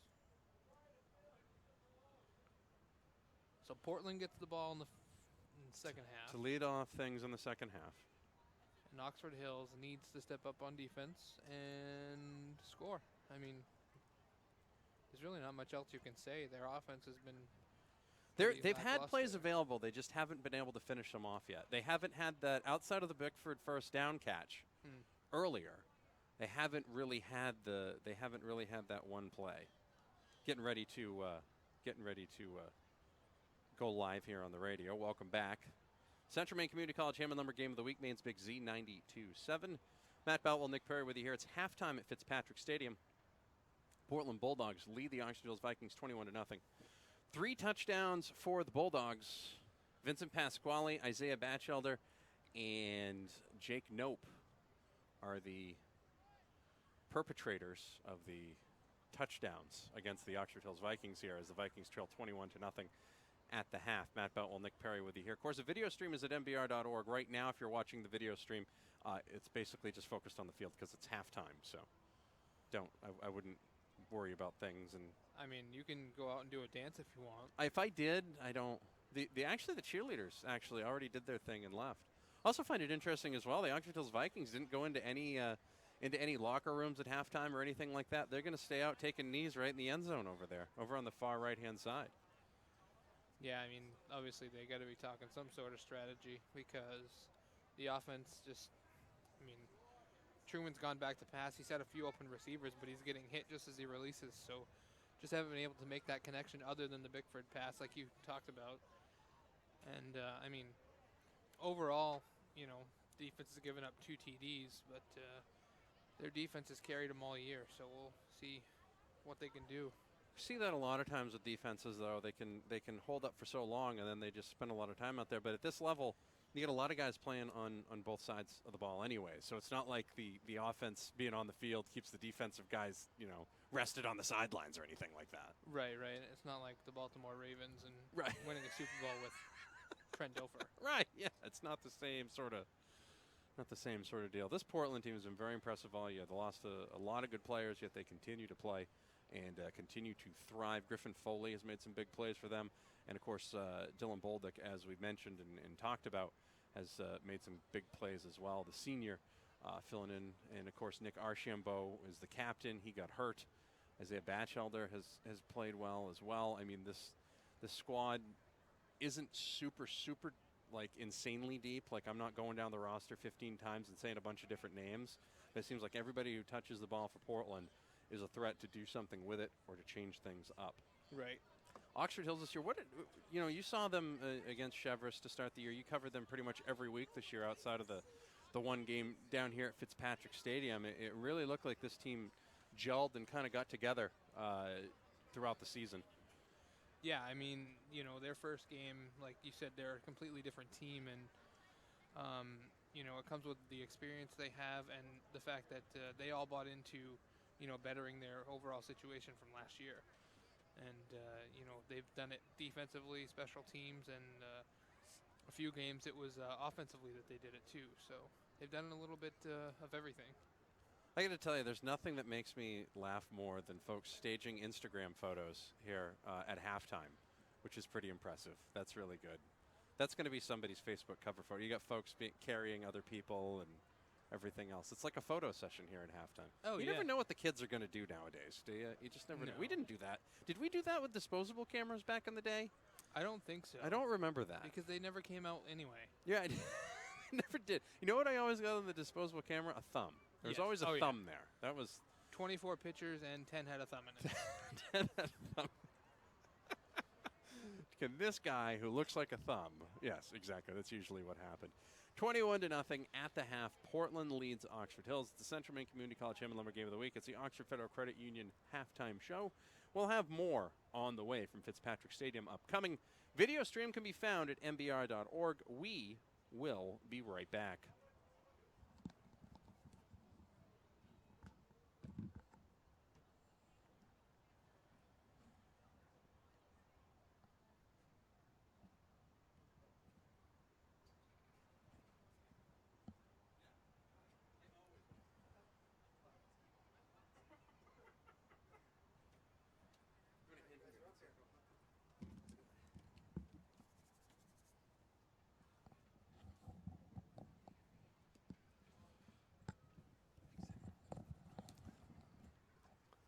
Nice and warm out tonight. Beautiful. It was nice this afternoon. It really was. I was surprised to see you here, actually. Michael Hoffer from the Forecaster joining us. For those of you on the video stream, we'll be joining you on the radio momentarily. So I should watch what I say? Is that what you you're saying? absolutely should. Welcome back. Maine's Big Z. 105.5 in LA, 92.7 everywhere else. The video stream can be found at mbr.org. It's the Oxford Federal Credit Union halftime show. Vikings trail the Portland Bulldogs 21-0. Central Maine Community College Ham and Lumber Game of the Week. Michael Hoffer from The Forecaster joins us now. And Michael, I was surprised to see you here. I figured you'd be over in Wyndham. Well, I've got 3 soccer games in Hamden tomorrow starting at 10, so I'm trying to make my life as easy as possible, staying close to home, Right. hoping maybe we have a running clock in the I'm just covering all my bases here. And I saw the last Chevrolet-Wyndham game, which was very good, and it looks like this one is very good as well, but I will catch the winner next week here, I imagine. I imagine you will as well as things move here. And, boy, Portland didn't show any rust after being off a week. No, it's funny. It felt like Oxford Hills was very much in the game, but you look at, Portland's executing in all 3 phases, which I'm sure, Coach Hartman is hard to please, so I'm sure he's finding some faults in the locker room. But you think about it, you get a punt return for a touchdown, you get an interception, you have a couple of nice long scoring drives, and your lead back, who has almost 1,000 yards this year, has really done very little tonight. It's really been Isaiah Batchelder keeping the ball himself, and then Jake Nope with a few long runs. So, so far so good if you're the Bulldogs, and I'm sure they feel like they can find room for improvement. But it's not like they're blowing Oxford Hills out. Oxford Hills has picked up a couple first downs, completed a pass, just not really able to generate much in the way of a sustained drive. Yeah, they haven't been able to finish one off as of yet. To talk a little bit about this Portland team, this is not the Portland team everybody expected at the beginning of the year, yet they still have the same record. Yeah, it's funny because they started the season, I think, very full of themselves. And, I know this program fairly well, and I think they felt coming in, they're going to punch their ticket back to the state final and take on TA again, or maybe Von Eagle. And then you look up opening night, Scarborough comes in here, punches them in the mouth, and they lose 14-13. And I think that's the best thing that could have happened to them because they've certainly turned it around since. They're not as prolific offensively as they were last year with Joe Esposito. Certainly, it's hard to replace that kind of production. But they've done well considering some of their better players have been battling injuries. Nick Archambault, unfortunately, is out for the year with a knee injury. He was expected to be their lead back. Jake Nope has battled injuries off and on during the season, but they've been able to get the job done. Defensively, they're maybe not quite as dominant as they were a year ago, but again, they're good enough to get the job done, and they're solid in special teams as well. They're going to play here the rest of the way, no matter what happens. If they get to the state game, it'll be here. Thanksgiving Day, it'll be here. They're here the whole rest of the month of November. They just need to win tonight and then next week to play in the big games. But so far, so good. So far, so good. Any surprises this year that you've seen on any of the fields that just blew you away? Whether it was on the soccer field, whether it was on the football field, anything that you were like, "Whoa, I didn't catch that one. I didn't see that one coming." I mean, sticking with football, what Greeley does year in, year out is really amazing, and I think deserves some credit. I think they had 28 kids this year, very similar last year. Last year they had to win the regular season finale against an undefeated Falmouth team just to get in, and they went to Leavitt and won a playoff game that nobody thought they could do. This year they lose the season finale at Falmouth. They have to go back there last week for the quarters, and they beat them.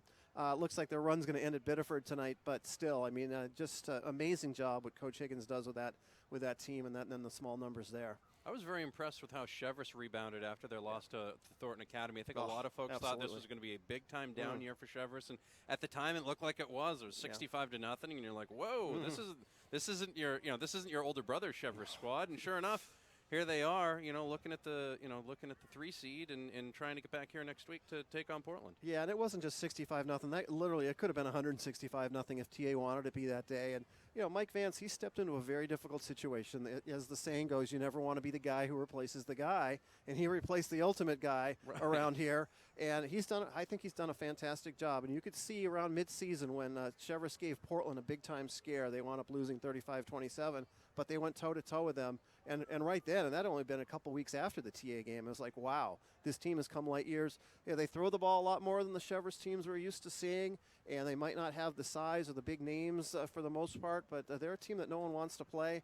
I think Portland might actually rather play Wyndham next week because they handled them pretty well over at Wyndham in the regular season, and they got a battle from Chevrolet. So kudos to the Stags. It could be a very interesting city battle here next weekend if indeed that is the game, and they're halfway there. They're up 7-3 at halftime.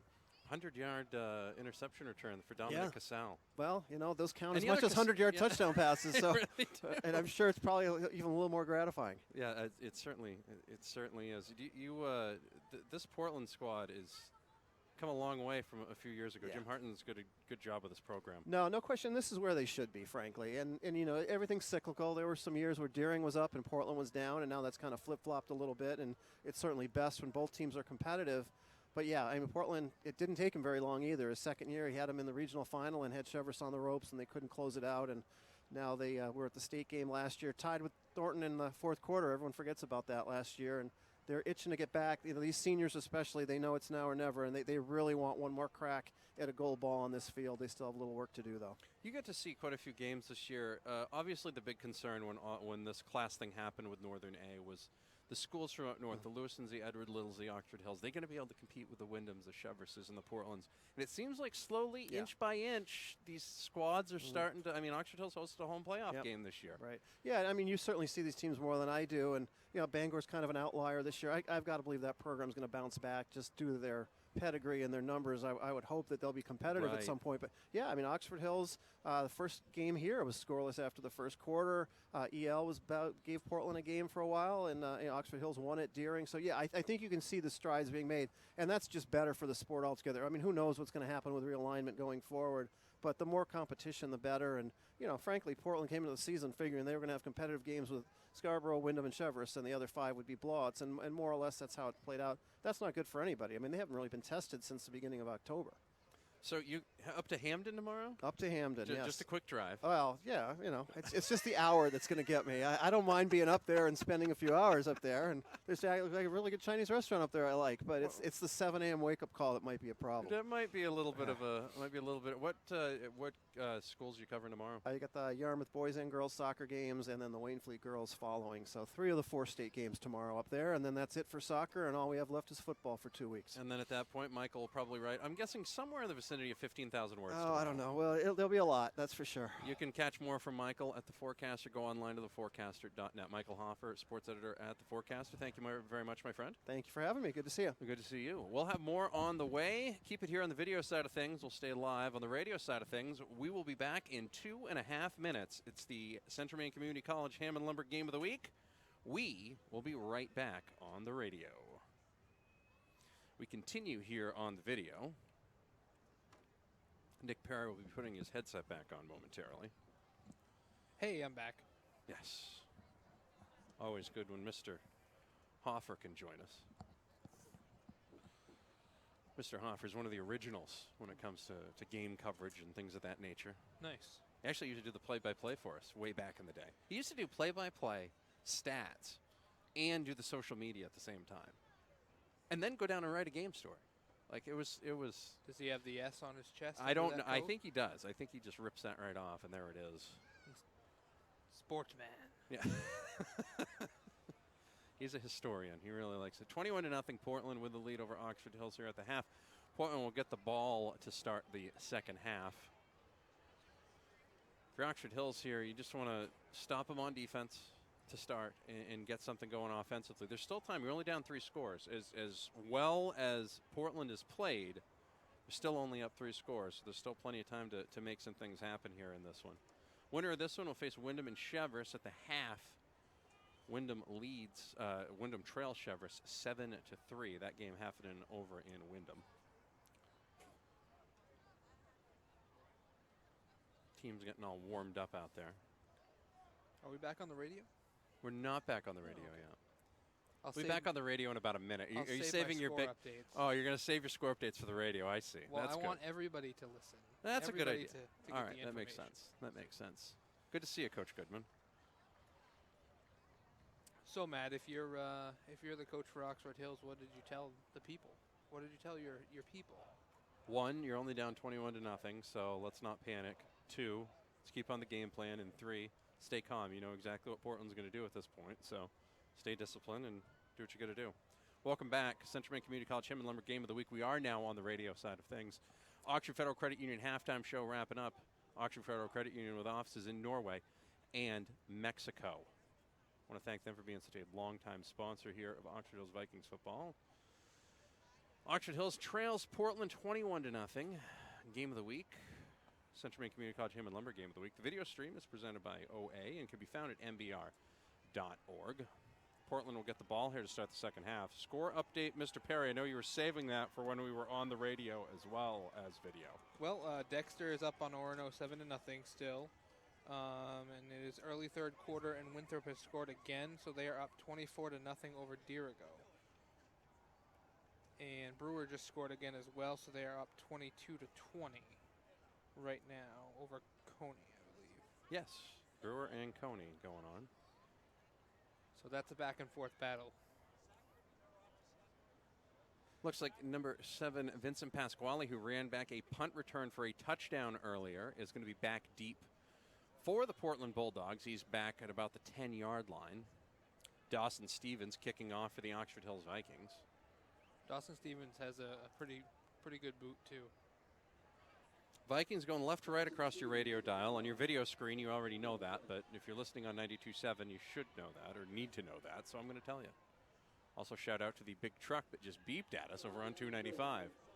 Kick is away, and that is going to be fielded by number 22. That is going to be Jake Nope, and he's going to get out past the 30, out to the 35-yard line over on the far side hash mark, and that is where the Portland Bulldogs will take over. Nope has a 20-yard touchdown run in this one. 21-0, Portland with the lead over Oxford Hills. It's the Central Maine Community College Hammond Lumber Game of the Week. Matt Boutwell, Nick Perry with you here at Fitzpatrick Stadium. Tyler Farnham on the camera. Miles Sullivan keeping us back on the air at the Gleason Media Palatial State Studios in beautiful downtown Norway, Maine. Every time you say nope, I just want to say yep. I know. I want to do the same thing. I do too. Nope. Yep. Nope. Yep. Nope. No. How about nope? Oxford Hills Vikings band made the trip. Cheerleaders made the trip. They're all fired up. Very impressive crowd for Oxford Hills. And always out supporting their teams. Very energetic still. That's going to be a handoff to Boldick. He's going to get into Vikings territory up to the 48-yard line. But there is a flag down right by the tooth of the Portland Bulldog. And I think it's going to be on Oxford Hills because I don't see the Vikings. The Vikings are kind of moving back towards the other way. Nope, they're going to pick it up. Didn't happen. Like it didn't happen. There was no flag. Poof, the flag was gone. thrown, but poof, not there. So a big gain there for the Portland Bulldogs down to the Vikings' 47-yard line. It'll be a gain of 18 for Boldick. And a first down for Portland. 11:40 remaining in the third quarter. 21-0, Portland with a lead. Batchelder in the shotgun. Nope out to the right. Two receivers to the near side left. They're going to send that man in motion. That's going to be Pasquale. Instead, Batchelder's going to keep it himself, and he's going to get stuffed at the line. Nathaniel Cleveland and Dylan Cobbett in on the tackle. Yeah, the interesting thing about Dylan Cobbett is he didn't play much defense or start earlier in the season, and then about 3 weeks ago he just started playing a lot more, and he's actually had a really big impact on their defense. Batchelder comes back from the sidelines with the play. He gained 1 on that run. It was a hard one as well. Clock is ticking with 10:50 remaining in the third quarter. 21-0. Portland with the lead over Oxford Hills. Two receivers on the near side left, one to the right. That's going to be Nope. They're going to put him in motion. They fake the jet sweep on the play action. They're going to hand it off to Boldick. He's going to get up to the 41-yard line. Dawson Stevens and Cobbett on the tackle. They'll mark him at about the 41.5-yard line. That's going to make it third and about 3. Big third down here for Oxford Hills defensively because, I mean, based on what we've seen, I would assume Portland's going to go for it on 4th on this area of the I field. think if they get inside the 40-yard line here, I would assume they would. Portland's going to go with triple receivers out to the right. Batchelder's going to take it himself. He's going to bounce it off to the left. He's going to get the first down inside the 35 and down to the 32-yard line. Tasker Winslow will get credited with the tackle, pushing him out of bounds. Yeah, he got up slow, too. Looked like he kind of hit him awkwardly as he went down there, but he bounced right back up. Not afraid to lay the big stick, that's for sure. I'm well aware. Mr. Winslow has very good genetics, so. If he's as tough as his older sister, he's going to be just fine. 21-0, Portland with the lead. 10 minutes remaining here in the third quarter. Batchelder running out of bounds there, stop the clock. Boldick is the deep back. Batchelder in the shotgun. Two receivers to the far side right, one to the left. That'll be Nope. Handoff, Boldick up the middle. Jitters, jives up to the 28-yard line. That'll be a gain of 4. Gets a clock moving again with 9:50 remaining in the third quarter. Portland looking to get a couple of quick scores here. Get the clock running and get ready for next week's opponent, Oxford Hills. Looking to force a turnover here, get back into the end zone and get back into this one and make it a 2-score game. Batchelder taking his time in the huddle. Portland definitely in no rush. They're already starting to use clock, which is pretty interesting for the third quarter, but Batchelder keeps it himself. He's going to look to throw it. He has a man. It's Nope. Into the end zone. Touchdown, Bulldogs. 29-yard touchdown pass from Batchelder to Nope. Winslow on the coverage. 27-0 Portland. Yeah, I can't really throw that ball any more perfect than that. He threw that to a spot. Nope ran to the spot, caught it, got both feet in, including the knees. Yep. And now Quinn Clark with the all-important extra point. 9:13 remaining in the third quarter. It's 27-0 Portland. Snap is down, kick is up, hits the upright, and bounces back. No good. 9:13 remaining in the third quarter. It's 27-0 Portland. We'll be back at the Central Maine Community College Hammond Lumber Game of the Week on Maine's Big Z 92.7. Chandler Catanzaro can sympathize with that right now. That really did look like the Chandler Catanzaro thing. He's been playing with fire all night, Clark, when it comes to those kicks. Yeah. Of course, the video stream is brought to you by OA, orthoaccess.com for more information on their Ortho Access Clinic, which is open 6 days a week.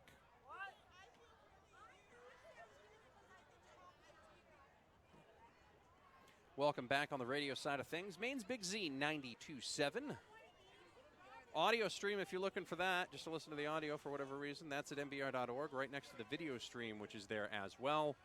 27-0 Portland leads Oxford Hills. They just got a 29-yard touchdown from Batchelder to Nope. That's Nope's second touchdown of the game.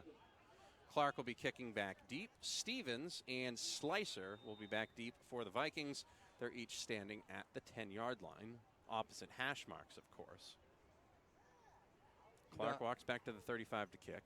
Dawson Stevens does have the potential to take it back at any point, so we'll see if they can get a good return here and get something going offensively. Clark winds and kicks it deep. Stevens is going to let it bounce and see if it bounces out of bounds, and it does.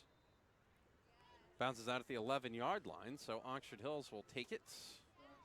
I thought for sure he was going to field that on the second bounce. I think he thought about it, but then he realized it was so close to the end zone, why mess with it? Right.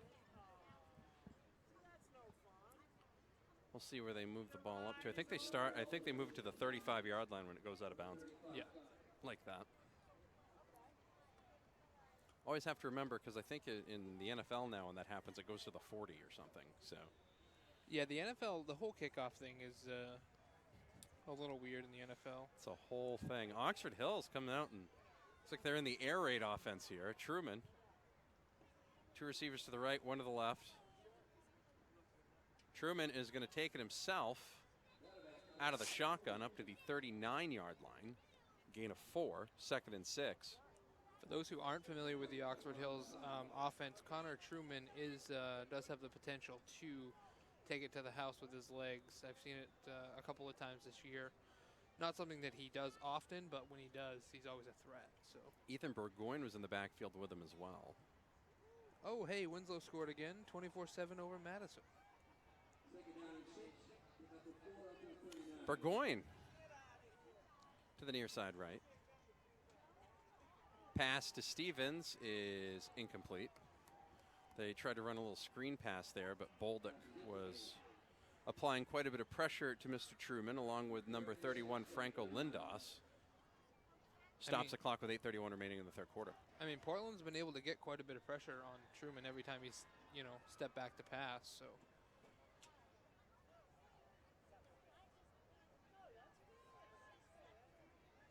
Truman in the shotgun. 2 receivers at the near side right, 1 to the far side left. Bickford in the tight end position is going to run a route as well. Back to pass. Bickford almost had it, went right through his hands. I'm not sure if that pass was intended for Bickford or for Braden Bean. They were both in the area, but neither it fell incomplete either way. Stops the clock with 8:25 remaining in the third quarter. Another 3 and out for the Oxford Hills Vikings, and Portland takes over, leading 27-0. See if Lushka can get a good boot off here.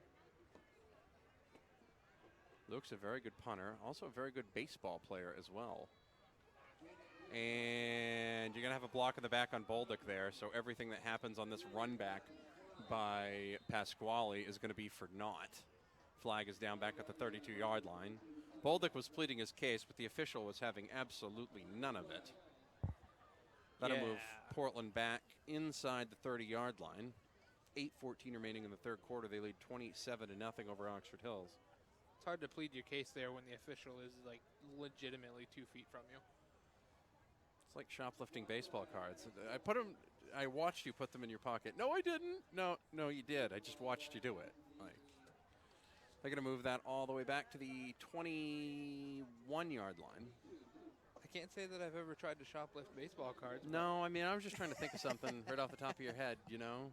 Could have been penny candy, either way. Oh, I miss penny candy. Yeah. I think with inflation, it's like dime candy now. Yeah, oh yeah. 27-0 Portland with the lead over Oxford Hills. 8:14 remaining in the third quarter. Portland takes over with the football at their own 21-yard line. They said Nope in motion. Batchelder's going to keep it himself. He's going to go with a little forward pass to Nope, who's going to get down the sidelines. He stiff arms Braden Bean to the ground, and Braden Bean hangs on for the tackle, but Nope slides to a stop at about the 40-yard line. That's where they'll mark him down. That'll be a gain of 18, and it stops the clock as he got out of bounds. 1st and 10 for the Bulldogs. That was a really weird play. It was going to be an option, yeah. But then it became kind of a shovel pass that wasn't a shovel. It was more like a lollipop shovel. Yeah, it looked like Nope had got ahead of his quarterback there. Correct. They send Bolduc in motion, and there's going to be a fumble, and Oxford Hills is going to be on top of it. The handoff was to number 44, Ethan Hoyt. And looks like Jonathan Blake was the one who landed on the football. So the turnover that Oxford Hills has been dying for finally appears. With 8 minutes and 1 second remaining in the third quarter, they trail Portland 27-0, but the Vikings looking to cut into that lead here, taking over at the Portland 44-yard line. Blake stays in. He's going to stay in as the fullback here, one of the upbacks in a full house backfield. Oh. Van Decker's going to get crunched in the backfield by Dylan Bolduc. Loss of 2, 2nd and 12. Every time Oxford Hills is just right about to feel good about themselves, like Portland leaves a nasty Instagram comment under their selfie, and it's like, oh, I don't feel that good about myself anymore. I was just going to touch on it that, Bolduc has been carrying a lot of the weight offensively, but in this game especially, I feel like his defense is his stronger side. Truman gets everybody shifted. Van Decker will be the deep back. Dawson Stevens out into the slot. Back to pass is Truman. He's looking for Burgoyne, and instead he's going to try to throw it to Stevens, and that's going to be intercepted. And that is going to be the second interception of the game for Benjamin Stasium. Second interception for Stasium on that play. Second time they've tried to get it to Stevens, and it's been underthrown. And Oxford Hills cannot convert the turnover into anything other than another turnover.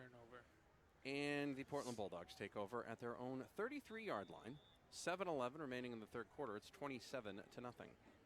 They lead. If you pick Portland's defense in FanDuel today, you're doing well. Right, yeah, you're doing right. High school FanDuel, that's just what we need. I say that heavily sarcastically for anybody listening. Handoff to Bolduc. He's going to run it right up the middle, and he is going to go at midfield to the 30, to the 25. Tasker Winslow is not going to catch him. Touchdown, Bulldogs. 6:59 remaining in the third quarter, and it's 33-0. We'll see if Portland kicks the extra point or if they try to go for 2 here. Looks like Clark is going to come out to kick the extra point. The reason I say that is if it gets to 35-0, they would go with running time. Yeah, not much you can say right there. Just broken tackles and, 67 yards the other way.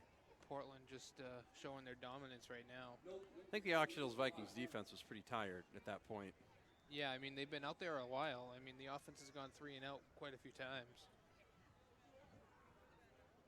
Clark is going to kick it. Snap down, kick is up. Splits the uprights perfectly. 6:59 remaining in the third quarter. Vikings now trail Portland 34-0. He must have worked on his kicking at halftime. That one was perfect. We'll keep it here. Brunswick is up 24-0 on Messalonsky, and Dexter is up 13-0 on Orono.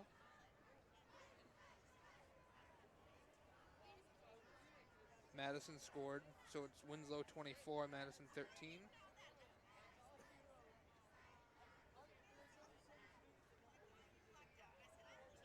And UMaine hockey is down 2-0 to Boston College for those who follow it.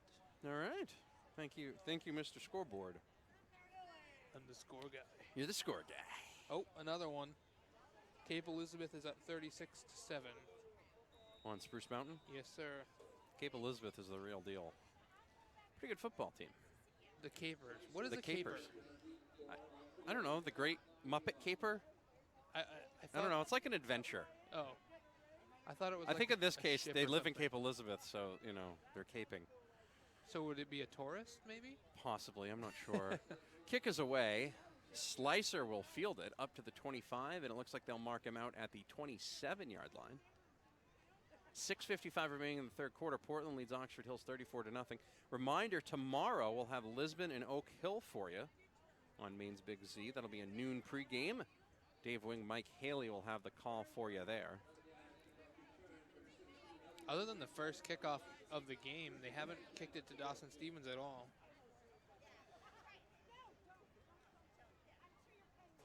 Truman stays in at quarterback, I formation.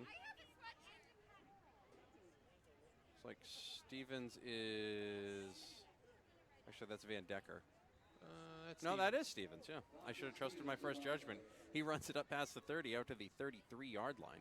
Gain of 6, 2nd and 4. Nice first down play there for the Vikings. Yeah, definitely. Dawson Stevens only a junior, so he'll be back next year. But fortunately, Van Decker is a senior for the Vikings.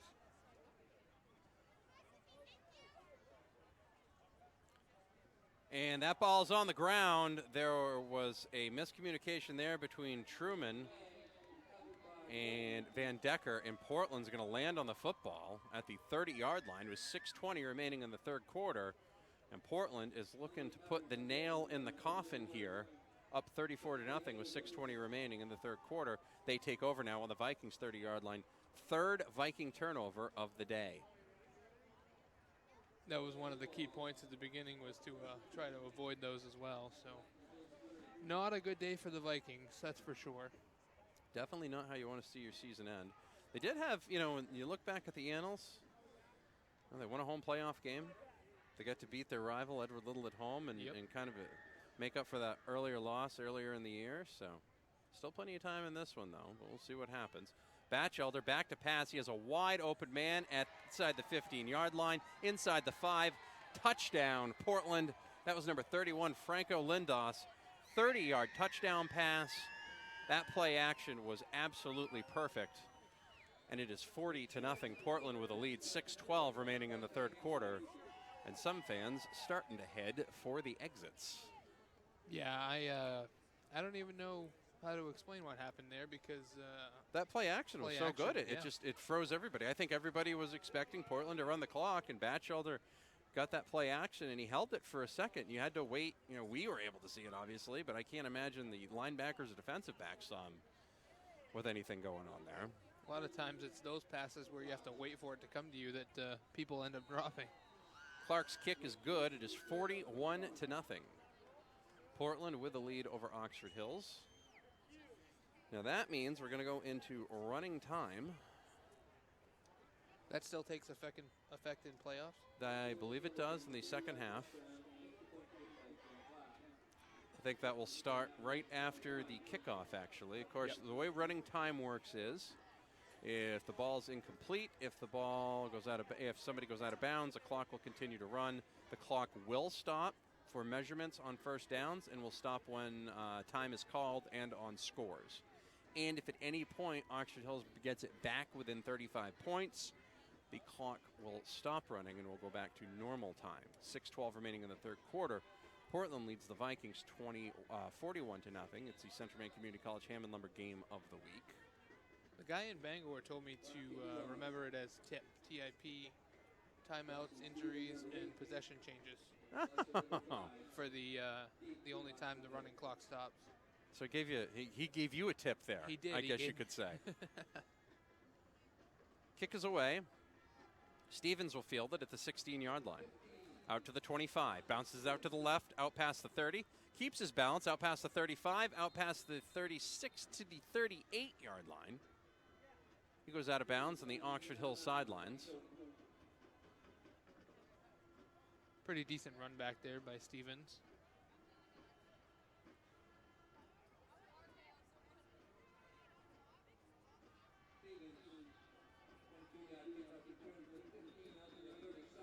And they will now start the running clock after they field it. And they set the clock set the ball at the 37-yard line. Vikings have a lot of work to do, down 41 to nothing to the Portland Bulldogs. Northern A Regional Semifinal. Truman's going to keep it himself. He's going to pitch it out to Van Decker on the option, up to the 39-yard line, gain of 2. Make a 2nd and 8. I'll get a few scores here for you, Matty. MDI is up 12-6 over Oceanside. Winthrop scored again, 31-0 over Dirigo. Chevrolet is down 7-9 to Wyndham. And Greeley's on the board. Biddeford's still up 20-6 though. And Winslow, another touchdown, leads 32-13. And I told you so. Now you haul out the I told you so. I see how that is. 2nd and 8. That handoff is going to go to Braden Bean. Looks like on the jet sweep there. Gets up past the 40, up to the 41-yard line. Gain of 2. It'll be 3rd and 6. That's the first time all year I've seen Braden Bean run the ball. I see him on defense all the time. He's one of their best coverage defensive backs. He had the task of covering C.J. Gibson by himself all game last week. Did a really good job, too. Handoff to Brett, the up back, and he's going to fall forward for some yardage up to the 45-yard line. It's going to be a gain of 4, and it's going to set up a 4th and about 3. We'll see what Oxford Hills does here. 4:20 remaining in the third quarter. They trail 41-0. Van Decker's going to come out. Stevens will come in, and Truman looks like he's going to call a play here, so Vikings will go for it. Stevens is a deep back. And Truman can't quite handle it, and he's going to have to run it himself. Just short. Was not able to keep his balance, and he kind of muffed the snap there, and Ethan Hoyt ran him back past the 40-yard line. Truman did a good job to keep his balance and not fall down, but he fell forward inside the 45 down to about the 44.5-yard line. He had to get to the 43, so that snuffs that play out. And with 3:49 remaining here in the third quarter, the clock starts to tick again. Portland takes over at the Oxford Hills 45-yard line. Yeah, unfortunately for Oxford Hills, I mean, that play basically sums up the whole game for them right there. Batchelder back to pass. And that was caught by Nope inside the 40 out to the 38-yard line. Up by 41 points. Guess you can work on your passing game here, but typically folks are melting out the clock, but that's okay. That happens. Job is to stop them. 2nd and 3. Winner of this one will take on the winner of Chevrolet and Wyndham next week. That game, if Portland hangs on, will be right here at Fitzy.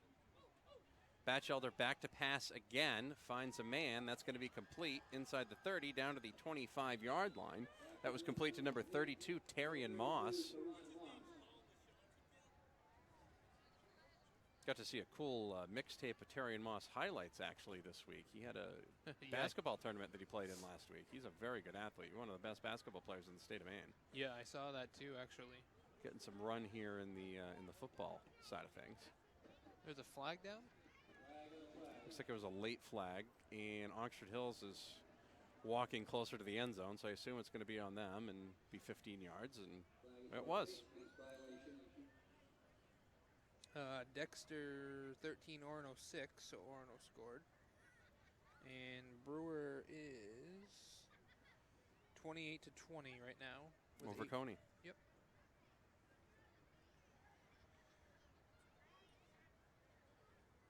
Ball is moved down to the 12-yard line.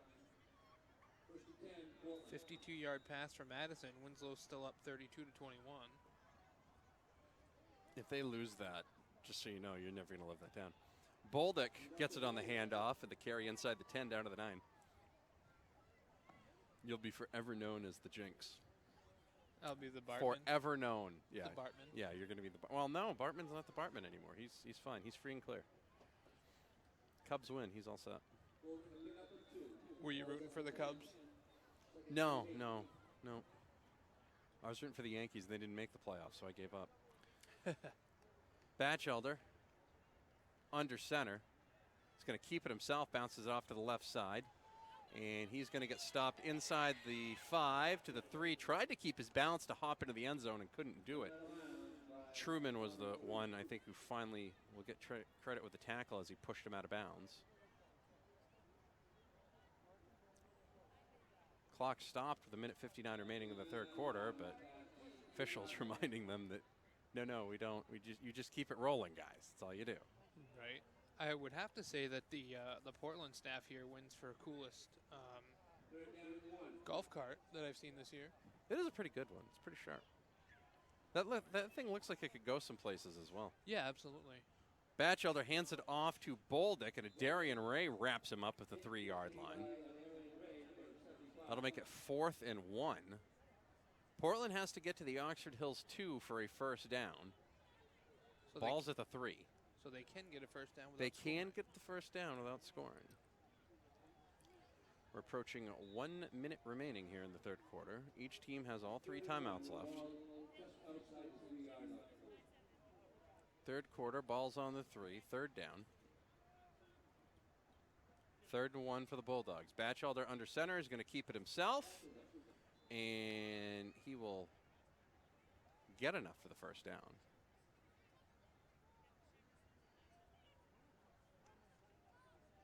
Coach Haley would appreciate that call right there. He absolutely would have.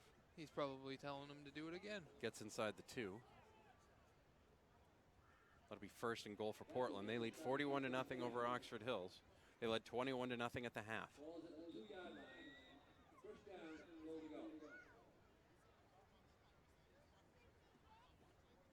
25 seconds remaining in the third quarter.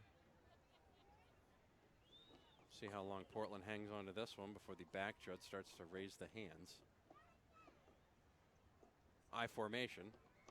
Batchelder is going to hand it off to Hoyt. He's going to get stopped shy of the goal line.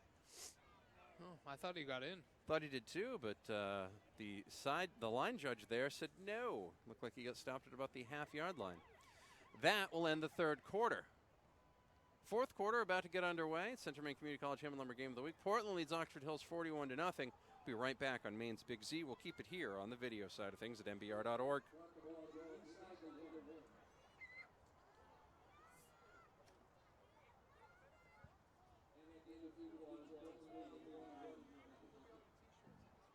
Coney with a touchdown catch. 2-point conversion, no good. Still 28-26 Brewer. Sounds like it's a pretty good game. Yeah, Cape Elizabeth 43-7 over Spruce. And Kennebunk 13-7 over Marshwood, heading into the fourth.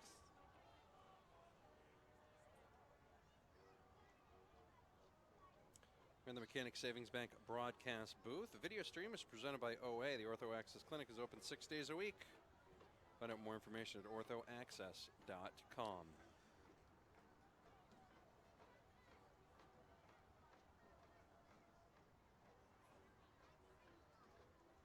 Matt Boutwell, Nick Perry with you here at Fitzpatrick Stadium in Portland. Portland Bulldogs lead the Oxford Hills Vikings 41-0. Central Maine Community College Hammond Lumber Game of the Week on Maine's Big Z 92.7. Video stream can be found at mbr.org. That is presented by OA. It is 2nd and goal from the 1 for the Portland Bulldogs. We are in a running time scenario. Batchelder in there. Hoyt and Bolduc are the deep backs.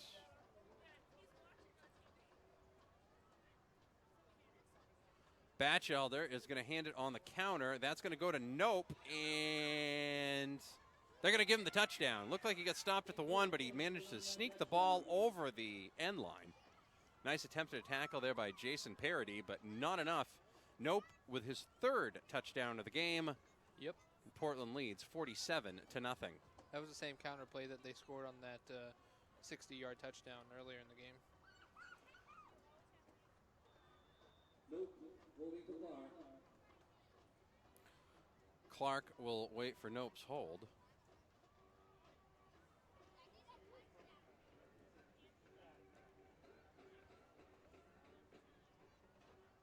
Snap down, kick is up.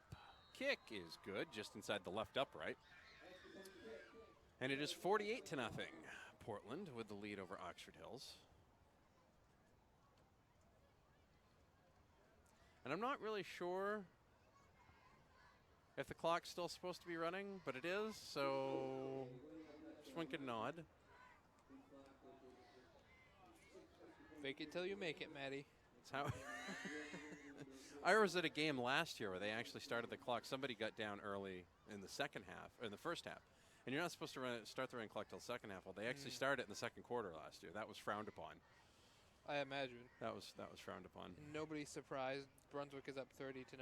When does Brunswick ever lose? Like, sheesh, that team.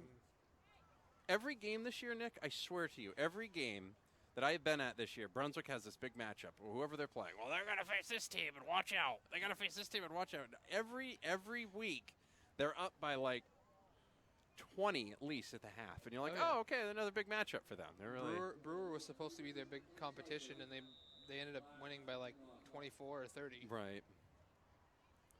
It's a really well-coached team. Wells is up 28-0, so they should be over Freiburg Academy. Yep. Freiburg had a great year. They got nothing to hang their heads over. No, not at all. Won a home playoff game. A lot of teams this year winning home playoff games that had not won a home playoff game, or even hosted a home playoff game in a very long time. Right. Kick is away for Portland, and that is going to go to Slicer of the Cameron variety up to the 31-yard line. 48-0. Portland with a lead over Oxford Hills. Stay tuned to the end of the game for the Bessie Motors player of the game. Colby Dexter scored for Messalonsky, so they're on the board, 30-7. So many Dexters, so little time in Messalonsky. So many Dexters. It's true.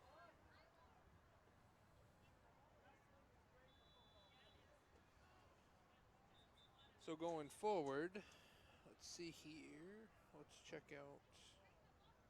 Got an officials timeout here. Oxford Hills timeout. There's a timeout of some type that's been taken here, so we'll call it a radio broadcast timeout. It's not even that timeout. Oh, I thought you called it. No, I didn't. I think it's on Oxford. I think Oxford Hills called the timeout. Stops the clock with 9:09 remaining in the fourth quarter. 48-0. Vikings trail Portland. Winner of this one will face the winner of Wyndham Chevers next week. And they will have to come down here. Right.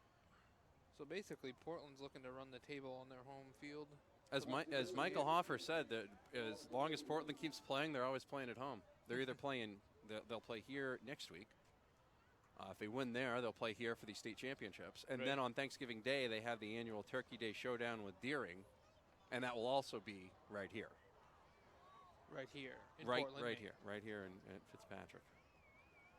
Was that a Mick Foley cheap pop right there? No, right here in Portland. Right here in Portland, Maine. Nobody does pop it like for it Mick. though, yeah. Still looking to figure out what's going on here. Like, I'm still not sure who took the timeout. I'm not sure if it was an official's timeout or they haven't taken any timeouts away from Oxford Hills or Portland.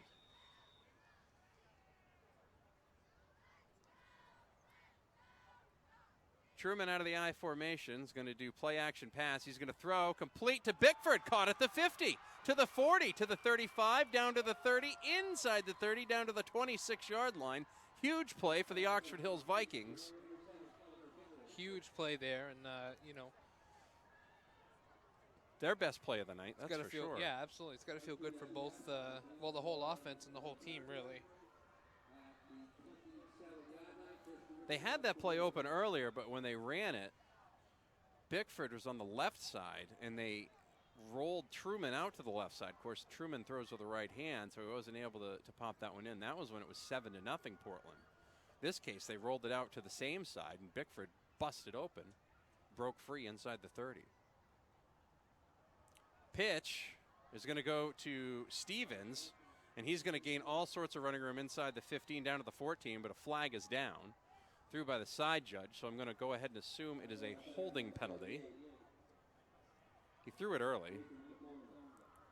Winslow and Madison still 32-21 going into the fourth. Flag is back at the 30-yard line. We'll see how far back they move this. I tried to get you an update on the Chevrolet game, but I can't. It still says 9-7. Wyndham is up in that one, or was last time. They played a very close game here that, of course, you were able to watch here at mbr.org just a couple of weeks ago to end the regular season. 13-12 was the final, and Wyndham, everything was set up by their special teams. Their offense was able to get nothing going that day against Chevrolet. Chevrolet led 12-0 at the half, and then Wyndham took over in the second half. It was a bizarre game, but a very close one. Sounds like they got another close one here. They're going to run the counter play here, and they're going to find some yardage up the middle, inside the 30, down to the 29-yard line. Yannick Luxa, the sophomore, who's heck of a punter, very good baseball player. Very good baseball player. He played on the Tri-County squad that went to nationals, actually. They came in, actually, on Maine's Big Z for a Breakfast Club interview, him and some of the players and the coaches.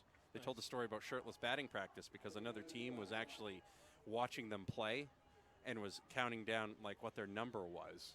So they took the shirts off during batting practice so they couldn't scout them during batting practice. A really unique story. Oh, nice. Nice play there by Ryland Van Decker inside the 20 down to the 19-yard line.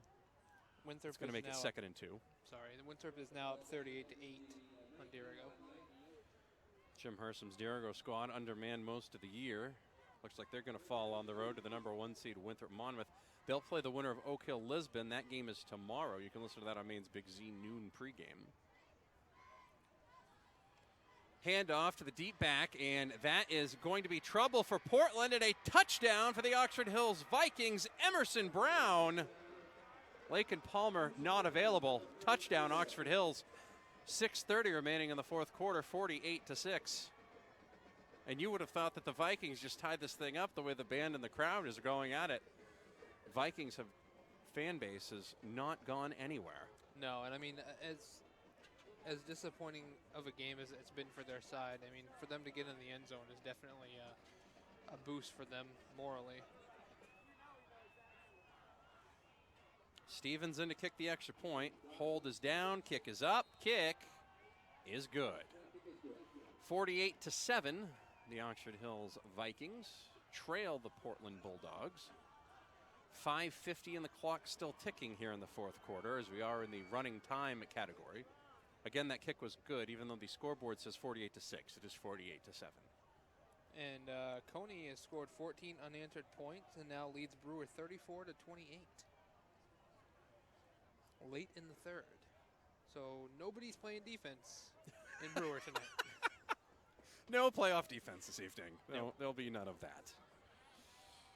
It's like a big it's like a Big 12 game. Right.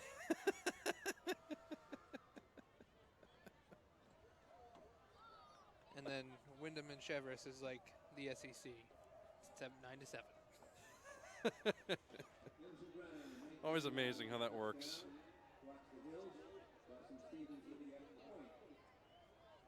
See if Dawson Stevens squibs it here.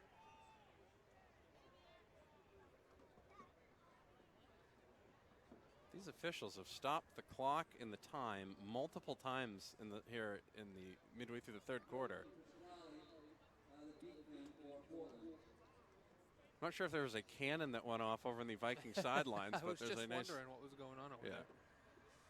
there. Either that, somebody has a wood stove going. Well, I mean, if they have a wood stove, we should probably be over there. Right. Stevens kick. Fielded at the 20. That's going to be Pasquale. And he's looking for another touchdown. He gets into Viking territory, and he's going to keep going inside the 30 to the 25, inside the 20 to the 5. Touchdown, Portland. 5:20 remaining in the fourth quarter, and it's 54-6 Bulldogs. Pasquale with his second special teams touchdown of the night. Ran back a punt return for a touchdown, and now a kickoff return for a touchdown, 80 yards. Wow, so many broken tackles there for the Oxford Hills Vikings. They just look, obviously, they just look defeated.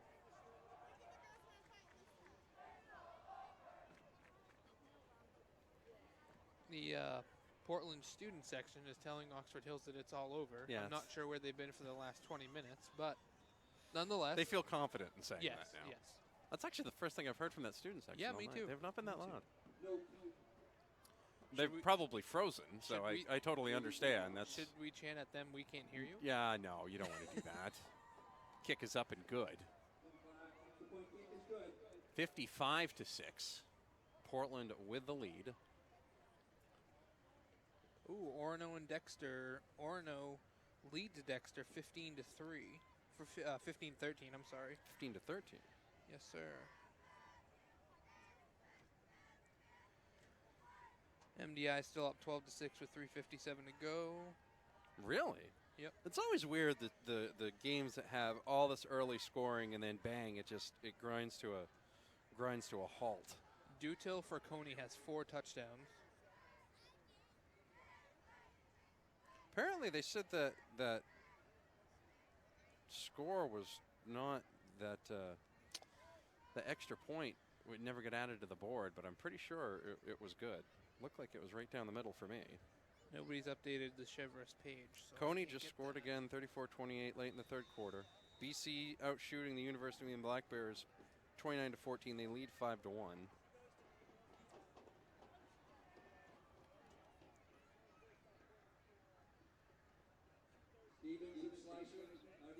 Dawson Stevens back deep.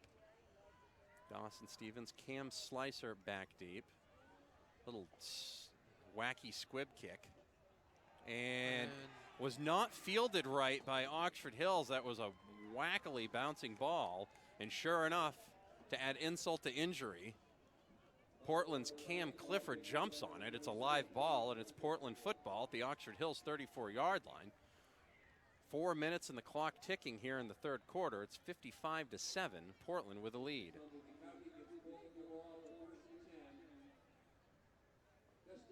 Not much else you can say right now. Just not a good day for Oxford Hills, but definitely a huge turnaround this season for them.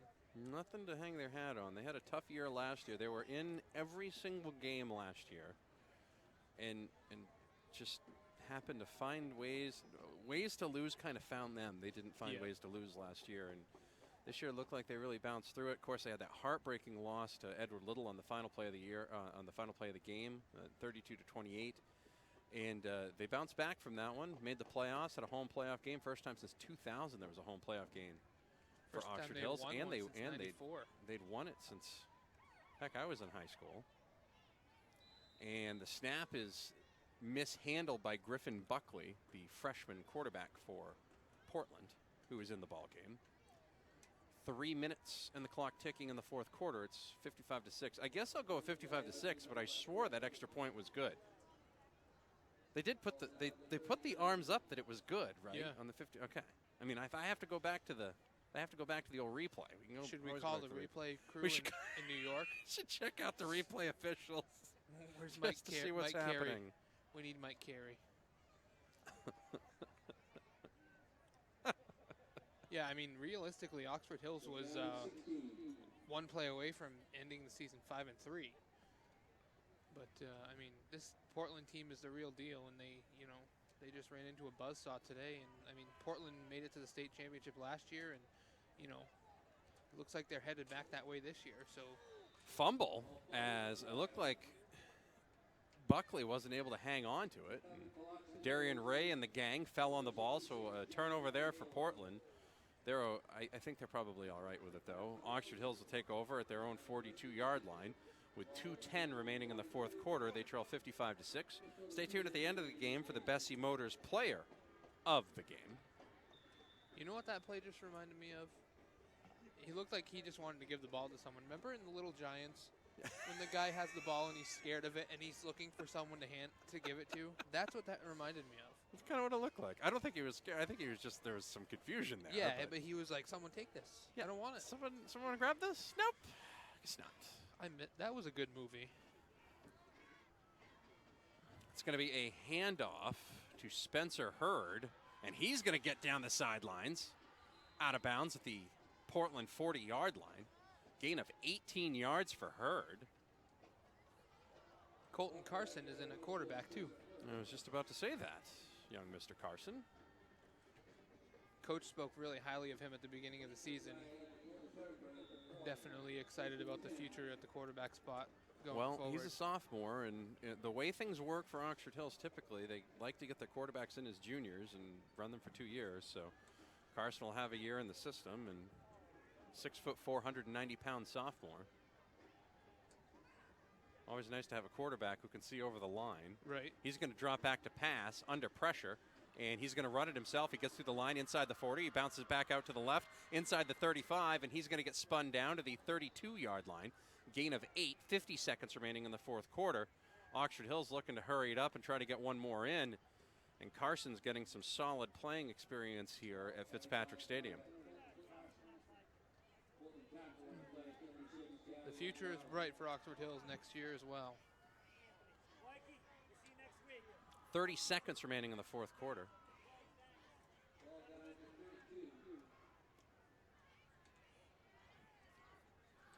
Carson's going to hand it off to Slicer. He's going to find running room up to the 20-yard line. 14.1 seconds remaining in the fourth quarter. 55-6. Portland with the lead. I'm still going to say 55-7. It's 55-7. First down. 10 seconds remaining, and I think that's going to be the final play for the Vikings unless they hurry to the line and really snap it quick. 6 seconds, 5 seconds. Looks like they're trying to hurry to get this play off. They will. Last play of the game, Carson looking into the end zone is going to throw it. And that's going to be intercepted by Terry and Moss. Put that on his mixtape. And that's going to wrap it up. Oxford Hills won a home playoff game last week, was not able to recreate that magic tonight here in Portland on the road. We'll take a very quick break and come back with your post-game show and get you the Bessie Motors player of the game. Final score, Portland 55, Oxford Hills 7. You're listening to the Central Maine Community College Hammond Lumber Game of the Week on Maine's Big Z.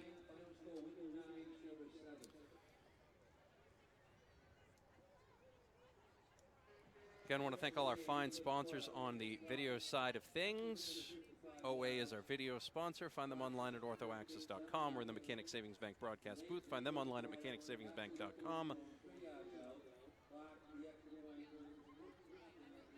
And thank you to everyone who was tuned in this evening. Postgame show on the way here on the radio side in 30 seconds. We'll see where we're at next week. My guess is we'll be right back here at Fitzpatrick Stadium would be my assumption. I'm going to take the over-under on that. Yeah. Might be a good idea. Might be a wise decision.